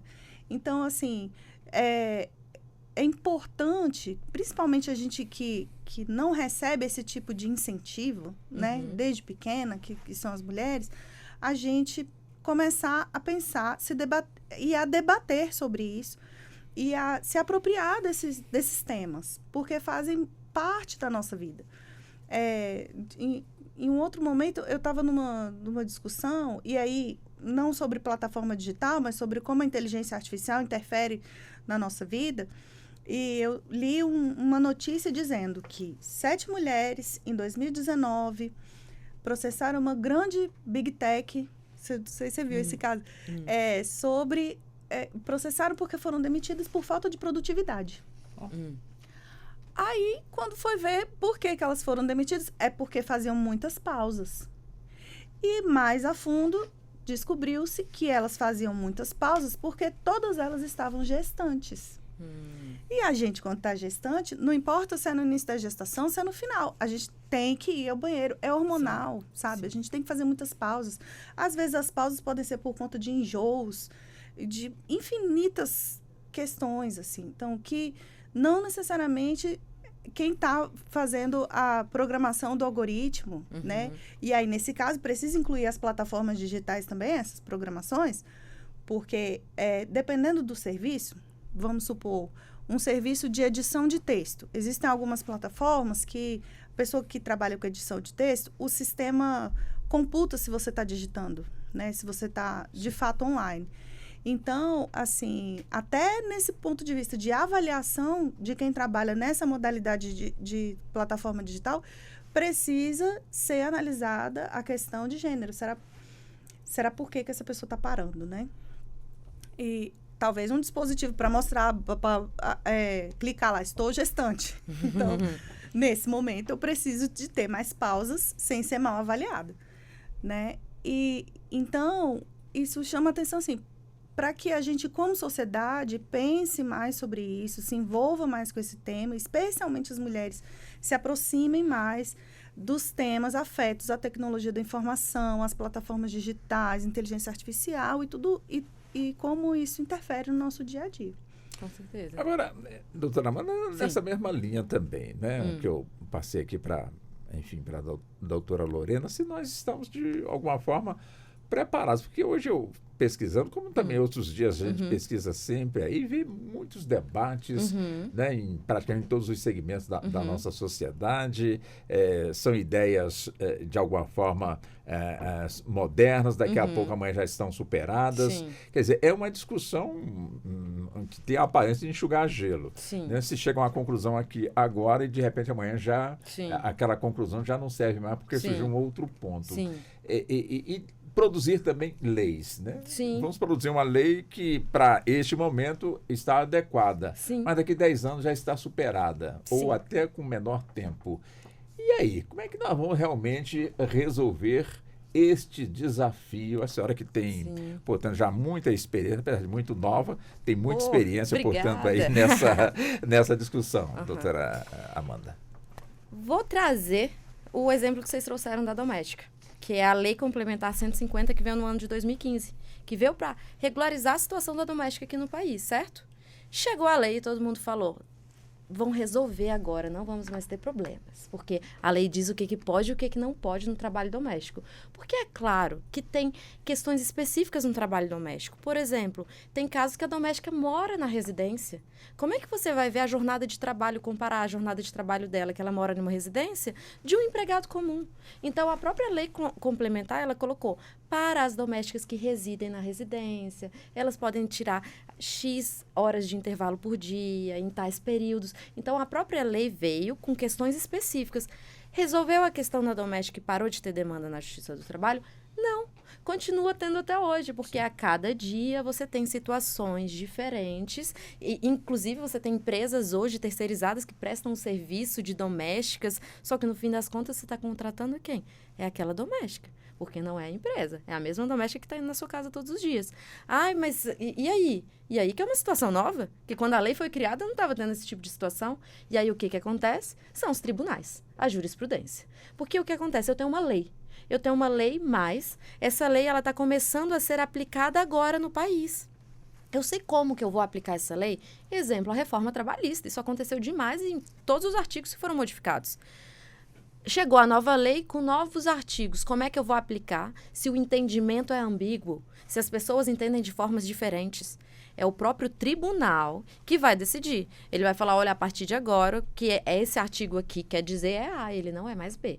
Por que é importante os tribunais fixarem o entendimento mesmo após a lei? Porque ele está dizendo como que é para ser compreendido aquele artigo da lei. E aí, o que isso acontece? Muda tudo. Porque agora eu sei como que tem que ser naquele caso específico. Não sei se está ficando claro, mas, por exemplo, veio a lei da doméstica, achou que ia resolver a questão, não resolveu a questão. E aí continuaram tendo novas demandas na justiça, que estão dando segurança para todas as partes através do quê? Do posicionamento dos tribunais. Quando um tribunal fala... O STF fala, eu estou decidindo nesse processo com efeito vinculante, eu estou dizendo o quê? Que todos os outros tribunais do Brasil vão ter que seguir o mesmo posicionamento que eu estou tendo aqui agora. Existe a lei? Existe, mas isso é um caso novo. E eu estou dizendo que para esse caso novo aqui, todas as decisões vão ter que seguir o que eu estou publicando agora. Por isso que existem, principalmente na Justiça do Trabalho, OJs e súmulas, que são novidades. Existe a lei? Existe, mas eu estou vendo que está tendo muito conflito em relação a esse artigo e essa situação. O que eu vou fazer? Eu vou criar uma súmula. E essa súmula ela vai ter que ser seguida em âmbito nacional. Então, olha, alguém não seguiu aquele posicionamento da lei. Eu vou fazer o quê? Eu vou entrar na Justiça e vou falar, existe uma súmula. E aí, o que o juiz tem que fazer? Ele tem que seguir a súmula. Porque está ali, está na lei. Então, acaba que adianta só criar a lei? Não. E a questão que a gente está de plataforma digital agora é uma questão muito mais de posicionamento dos tribunais do que vai ser decidido e qual vai ser a base que eles vão dar para a gente. Ah, precisa da criação de alguma lei? Precisa, mas se não vier essa lei... O próprio tribunal, ele pode ter um posicionamento com efeito vinculante nacional. Falar, a partir de agora é assim que esses casos vão ser decididos. Isso não só na seara trabalhista. A gente passa por esse tipo de situação em todas as outras áreas, mas tudo depende do posicionamento dos tribunais. E a jurisprudência em si, ela é o quê? Ela é o posicionamento do tribunal. Então, se chega um cliente para mim hoje, da Cabify, e fala, doutora, eu quero o reconhecimento de vínculo com a Cabify. O que eu vou fazer? Eu vou pesquisar a jurisprudência do país. Eu vou ver como que está sendo decidido aqui no Brasil. Tem como? A gente tem chance de ganhar essa demanda? Ou eu tenho alguma tese que eu posso desenvolver e que tem chances dela ser uma novidade e dar certo? Porque se eu não tenho uma tese nova para trazer, por que eu vou entrar com uma demanda que eu já sei que vai perder? Então, essa segurança que dá, inclusive para os advogados, é através do posicionamento dos tribunais. Então, temos as leis e temos o posicionamento dos tribunais, que é o que dá segurança jurídica para todos nós e também para as empresas que querem investir no país. Antes de vir um banco para o Brasil, o que ele faz? Ele contrata uma equipe aqui. Ele fala, eu quero saber quais são os riscos trabalhistas nesse país. Eu quero saber qual é o encargo previdenciário nesse país. Eu quero saber se vale a pena investir nesse país. E é claro que o corpo jurídico faz o quê? Traz o posicionamento da legislação e o posicionamento dos tribunais. E o posicionamento dos tribunais ele é tão relevante que, às vezes, mudando de estado, muda o posicionamento. Então, por isso, você precisa de um posicionamento de um tribunal superior, porque o que vale é o posicionamento do tribunal superior. Primeira e segunda instância pode te dar ganho de causa. A título de exemplo, esse processo da Cabify, da semana passada. O motorista ganhou reconhecimento de vínculo na justiça em primeiro grau. Cabify recorreu. Os desembargadores manteram o posicionamento de que ele tinha que ter a carteira assinada. Quando chegou aqui no STF, o STF falou, negativo. A gente já tem um posicionamento nesse sentido, que é para não ter o reconhecimento de vínculo, porque a gente aceita outras formas de contratação que não sejam tão somente aquelas de emprego que estão estabelecidas na CLT. Doutora Lorena, o analfabeto digital, que não são poucos, infelizmente, aqui no nosso país, eles perdem oportunidades, levam desvantagens diante daqueles que, de alguma forma, dominam, portanto, essa ferramenta. Por que eu pergunto isso para a senhora? Porque nós temos aí programas sociais, de alguma forma, para alcançar pessoas com dificuldades alimentar, principalmente, enfim, uma série de situações. Até mesmo na busca de medicamento, para saber se já chegou, se não chegou. Então, muitos que não dominam, portanto, essa ferramenta, têm que andar mais, têm que esperar mais, tem que contar com a ajuda de quem entende para poder tentar entender o que está de fato aí acontecendo. Enfim, quer dizer, quando a gente fala aqui, né, das plataformas, é evidente que a gente também tem que pensar também nessa nossa população que está sempre à espera de um programa que possa lhe alcançar para que ela fique em igualdade de condições em termos de saber como realmente enfrentar essa realidade que daqui para frente é só aumentando o seu grau de conhecimento, jamais vai acabar, isso jamais vai acontecer. Enfim, e a senhora da área social. Enfim, e muita gente às vezes entra até num desespero, eu não sei como é que faz, não sei onde é que eu aperto, onde é que eu vou, às vezes encontra má vontade num ponto, excelente boa vontade no outro ponto, enfim, então a pessoa fica meio que ali no limbo sem saber o que vai fazer. Já que estamos neste ponto mesmo abordando essa questão aqui, é muito interessante, muito importante, essa questão aqui das plataformas digitais, se tem patrão, se não tem patrão, mas e o poder público de alguma forma? Qual é a sua responsabilidade também nessa questão voltada para as pessoas que de alguma maneira não dominam essa ferramenta? Na minha opinião, o poder público deve trabalhar em rede. É claro que quando a gente fala em educação digital, né, inclusão digital, a gente pensa na política de educação. Sim. Mas eu não penso que isso seja aí como servidora pública mesmo, né, não penso que isso seja uma responsabilidade exclusiva da Secretaria de Educação. Como programa de ensino, sim, mas projetos podem ser incluídos no dia a dia do trabalho dentro dos serviços públicos, principalmente com a população mais vulnerável, para que a gente possa discutir e promover a inclusão digital. Por exemplo, agora a gente está tendo a Conferência de Assistência Social no DF. Esse é um tema que precisa ser discutido, né? Como que o usuário da assistência social vai acessar o site para marcar o atendimento? A gente já tem esse serviço, né?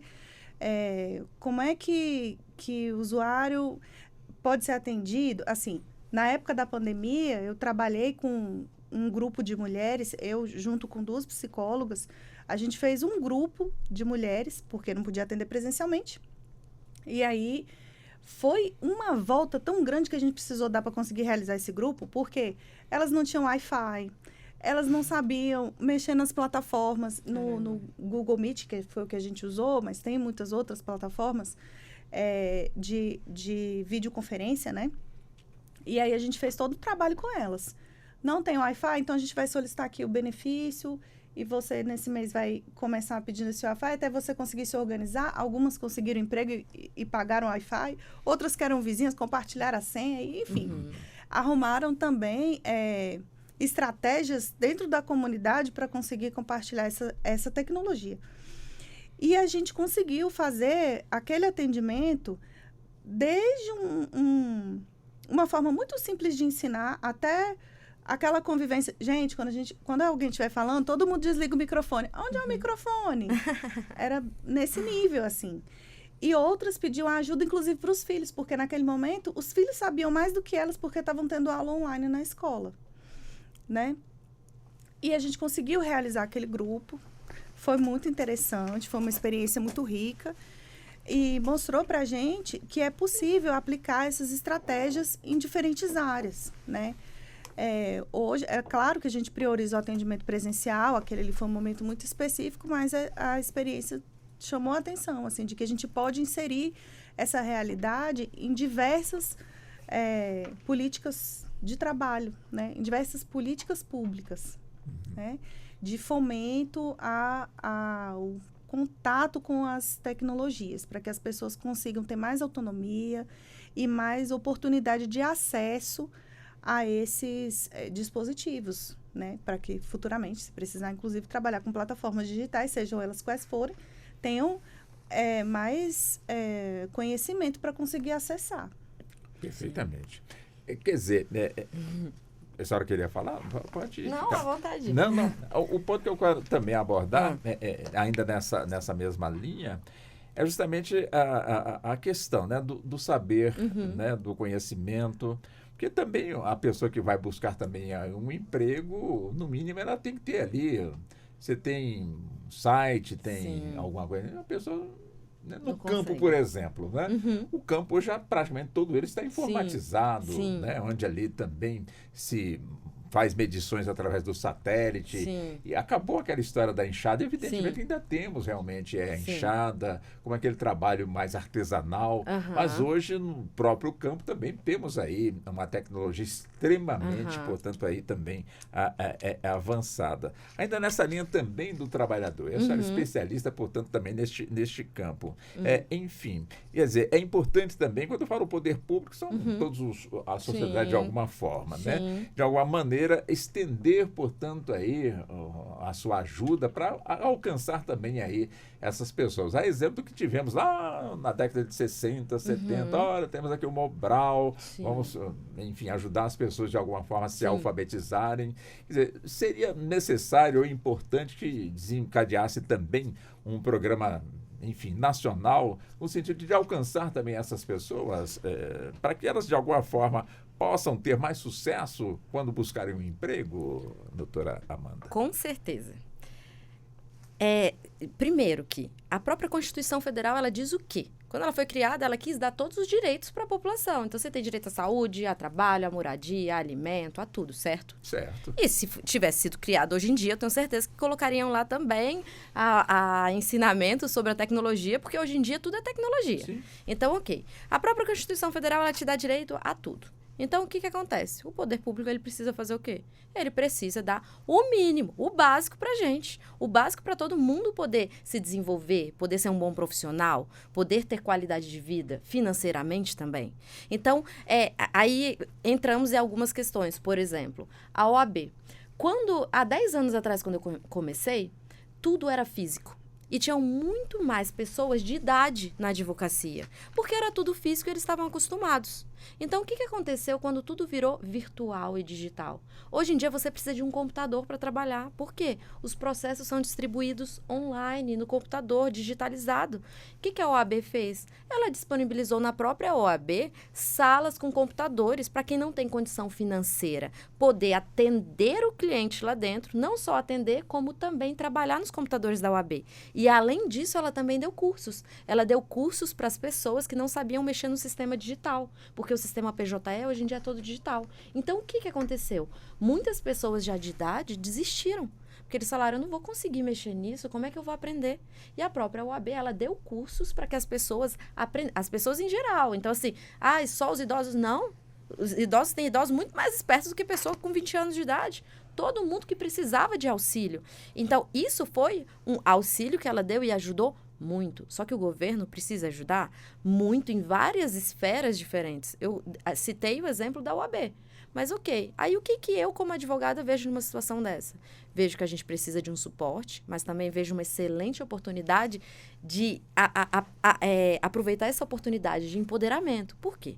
Se a gente fizer um link às mulheres não foram instigadas a serem donas de escritório, elas não foram instigadas a serem engenheiras, mas está aqui a oportunidade de empoderamento, gente. Não teve antes, mas agora tem. Olha as mulheres que conseguiram, vai lá e faz. Seja essa mulher que você vai inspirar outras pessoas também. Você já é uma pessoa de idade, está com dificuldade no sistema, Faz um curso online ensinando as pessoas de idade como mexer nesse novo sistema. São oportunidades. Assusta a modernidade. Sempre assusta. Você pensa, será que eu vou conseguir? Inteligência artificial está assustando tanta gente, ainda mais no âmbito jurídico. Veja com outros olhos. A vida é feita disso. Você vai olhar com medo e você é uma vítima, ou você vai olhar com outros olhos que você pode utilizar aquela oportunidade. É uma oportunidade das mulheres crescerem agora. É uma oportunidade das pessoas mais velhas continuarem na advocacia, porque experiência e maturidade não adianta não estar no livro. São anos de experiência. E você está na frente das outras pessoas porque você tem vivência. Então, você tem que olhar com esses olhos nessas oportunidades. Hoje em dia, a gente precisa de um auxílio do governo para ajudar? Precisa. Mas a gente também precisa de uma mentalidade nossa de não vítima, mas uma mentalidade de não me deram a oportunidade, não me ajudaram a fazer um curso. O que eu vou fazer? Eu vou no YouTube. Eu vou ver se tem esse curso de graça para mim. O que eu posso fazer para eu crescer nessa situação? O que eu posso fazer para ganhar dinheiro nessa situação? Para ensinar outras pessoas nessa situação também. Então, eu acho que tudo depende dos olhos que a gente vai olhar. Precisa de um auxílio? Óbvio que precisa. Tem pessoas que não têm condição nenhuma. Mas, gente, tem ali um computador que está de graça para você poder olhar. Assiste um curso, 10 minutinhos todo dia. Está voltando para casa de ônibus? Pega o seu celular, assiste um curso, vê se não tem algo gratuito que estão aí te ensinando, algo que você pode fazer. Enfim, o meu ponto de vista é esse. Não é negativo, não é positivo. Ele depende muito da pessoa que está vivenciando as modificações que estão trazendo. A inteligência artificial é algo que está em alta.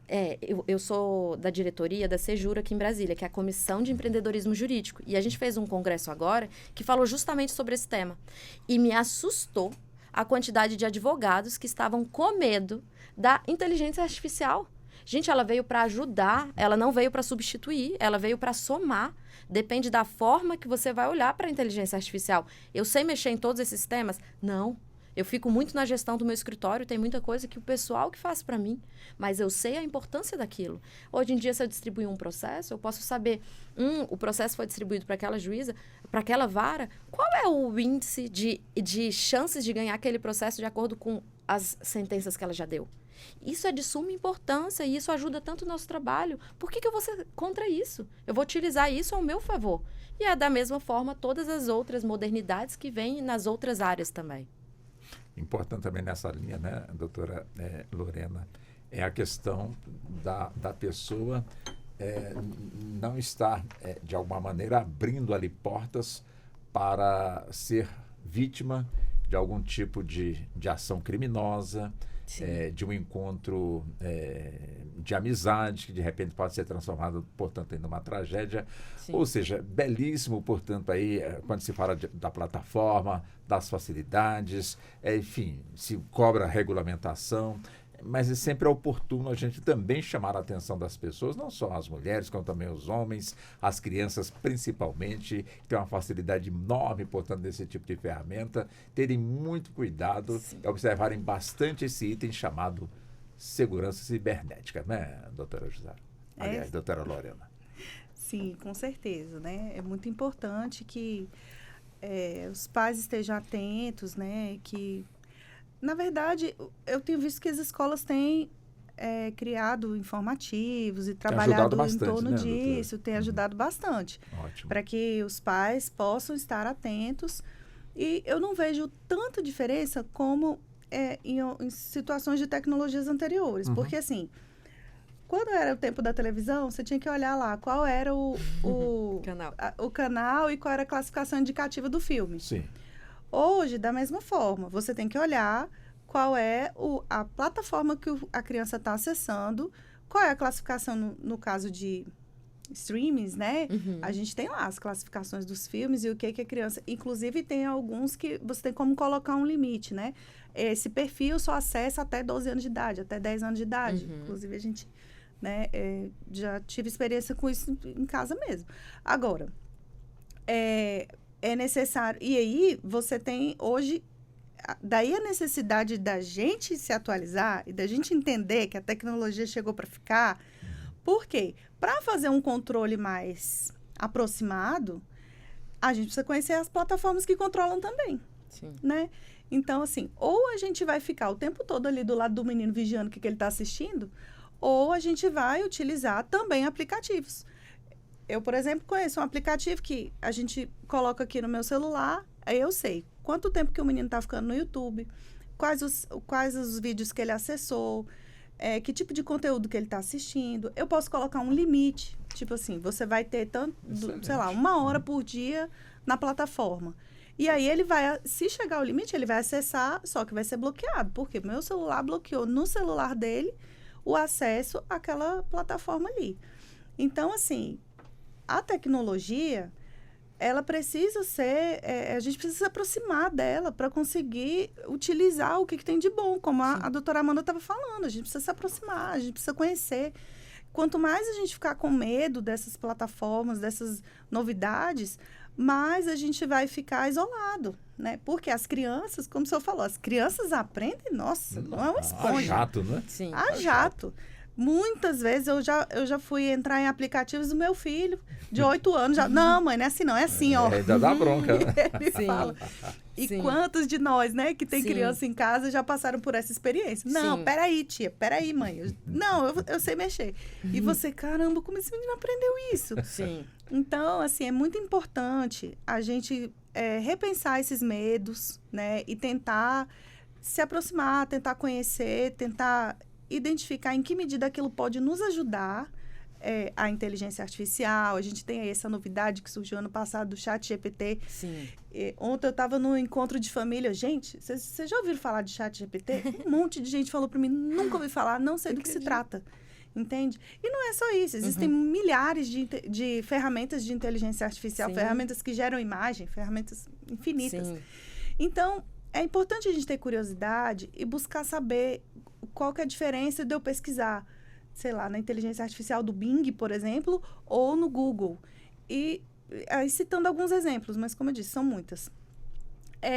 Para que, à medida que a gente vai se aproximando, a gente vai perdendo esse medo, a gente vai entrando nesse universo, a gente vai utilizando no nosso dia a dia, tanto na convivência com as crianças em casa, como também como ferramenta de trabalho. Sim. E isso vai se tornando mais natural. Você vai aproveitando suas experiências e aproveitando os benefícios dessas tecnologias também, né? Não é só, como eu falei no início, a ideia não é crucificar. Sim. A ideia é identificar e saber como a gente pode utilizar para viver melhor. Sim. Né? As plataformas têm alguma responsabilidade com as armadilhas que, às vezes, são aplicadas e, de alguma maneira, alcançam, portanto, pessoas que são menos informadas ou que têm menos experiência ou que, às vezes, têm mesmo um olho grande e, de alguma forma, terminam embarcando numa situação dessa? Ou seja, as plataformas teriam alguma responsabilidade nesse sentido, doutora Amanda? Não só as plataformas, mas, em geral, quando eu sou um prestador de serviço, vou dar um exemplo. Quando começou o Pix aqui no Brasil?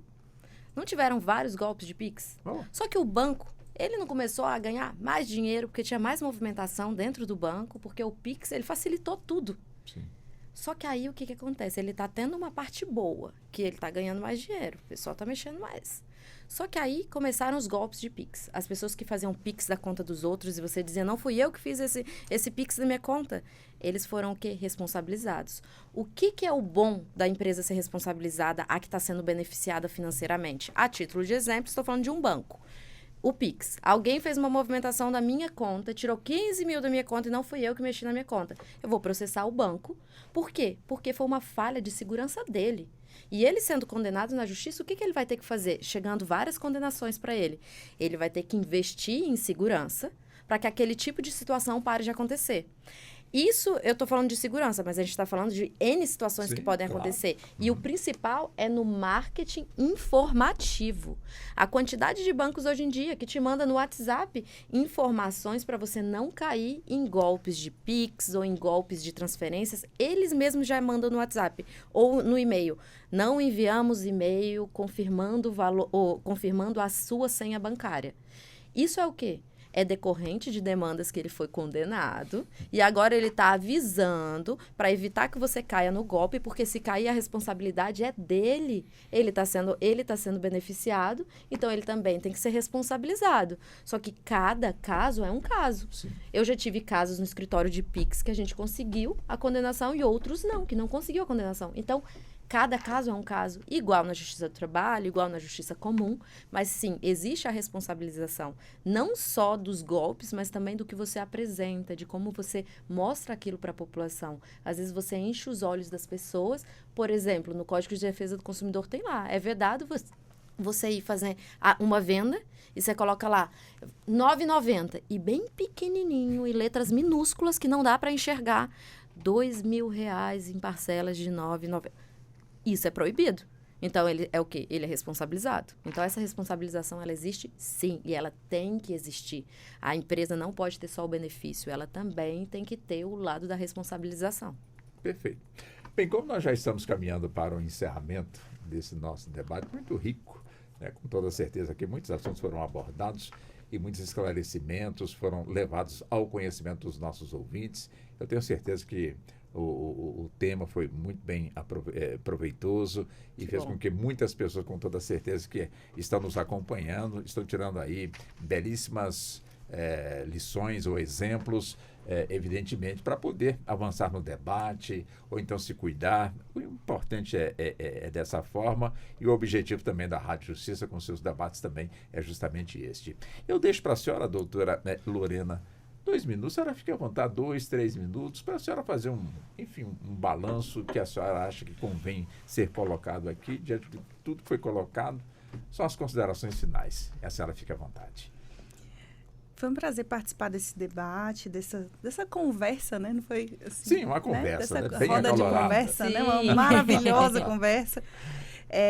E eu fico muito na expectativa de que realmente o Brasil consiga estabelecer uma legislação que garanta boas condições de trabalho, que garanta esse reconhecimento de pares que as pessoas precisam, que garanta segurança para as mulheres, por conta que o risco é maior mesmo, né? E a gente precisa pensar nisso. E que a gente consiga também se aproximar dessas tecnologias e que elas possam fazer mais parte da nossa vida, não sejam tanto assim um bicho de 7 cabeças. Eu me sinto honrada de participar desse programa, muito feliz com o convite e agradeço a todos vocês. Tá certo, doutora Lorena. Evidentemente que nós vamos ter aí outros debates, outras rodas de conversa, ou com esse tema ou com outros temas, e a senhora já é a nossa convidada, tá bem? Obrigada. Tá certo. Bom, doutora Amanda, também fique à vontade, 2, 3 minutos aí para as considerações finais, fique também à vontade. Muito obrigada. Vou tentar em 2 minutos, porque o tanto que eu falo, gente, tô brincando. Gostaria de agradecer o convite. Foi, assim, muito enriquecedor. É muito bom sentar para conversar e ver visões distintas da mesma situação. Então, assim, tô muito feliz e gostaria de deixar uma mensagem. Primeiro, plataformas digitais. Gente, não tenha medo. Sabe, a vida, ela é feita de coisas boas. Vai vir uma lei, vai vir um posicionamento, algo vai ser feito. Então, a gente não precisa se assustar com isso, nem com tecnologia, nem com nada. A mensagem que eu quero deixar no final é uma mensagem positiva. É uma mensagem que vão chegar em um denominador comum, sim, tanto para as plataformas quanto para os colaboradores, de motoristas, de entrega de comida, do que for. A gente está em um país que, graças a Deus, busca e prima por justiça. Então, o debate é muito enriquecedor. Eu estimulo as pessoas a debaterem mais sobre isso, a conversarem mais sobre esse tema, a não deixarem na mão dos outros para resolverem questões que são do seu futuro, que são da sua vida. E, por fim, porque a gente trouxe muito sobre esse tema aqui hoje, de tecnologia, mulher, idoso, vocês não são vítimas, vocês são maravilhosos, vocês são empoderados, vocês podem muito bem crescer, vocês podem ser um motivo de admiração de outras pessoas que estão precisando disso também. Então, vamos utilizar as modificações, a modernidade como oportunidades de crescimento, oportunidades de ajudar outras pessoas também. Enfim, é isso, eu agradeço e desejo uma boa tarde a todos. É isso. E nós aqui, claro, agradecendo, portanto, a doutora Lorena Braga, assistente social, mestranda do Programa de Pós-Graduação em Psicologia Clínica e Cultura da UNB, ela que é servidora da Secretaria de Estado de Desenvolvimento Social. CEDES, né? É a sigla.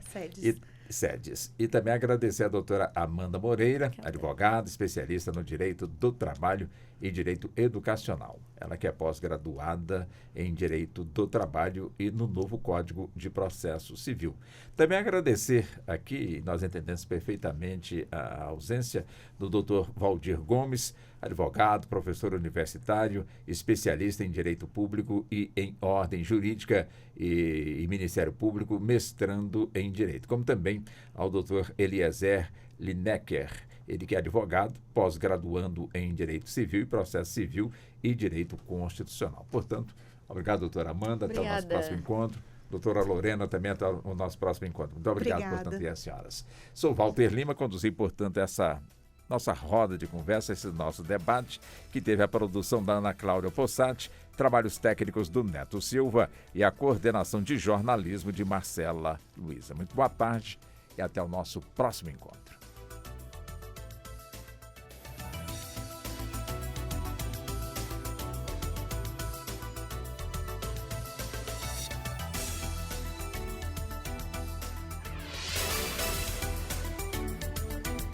A Rádio Justiça apresentou Justiça na Tarde. Secretaria de Comunicação Social, Supremo Tribunal Federal.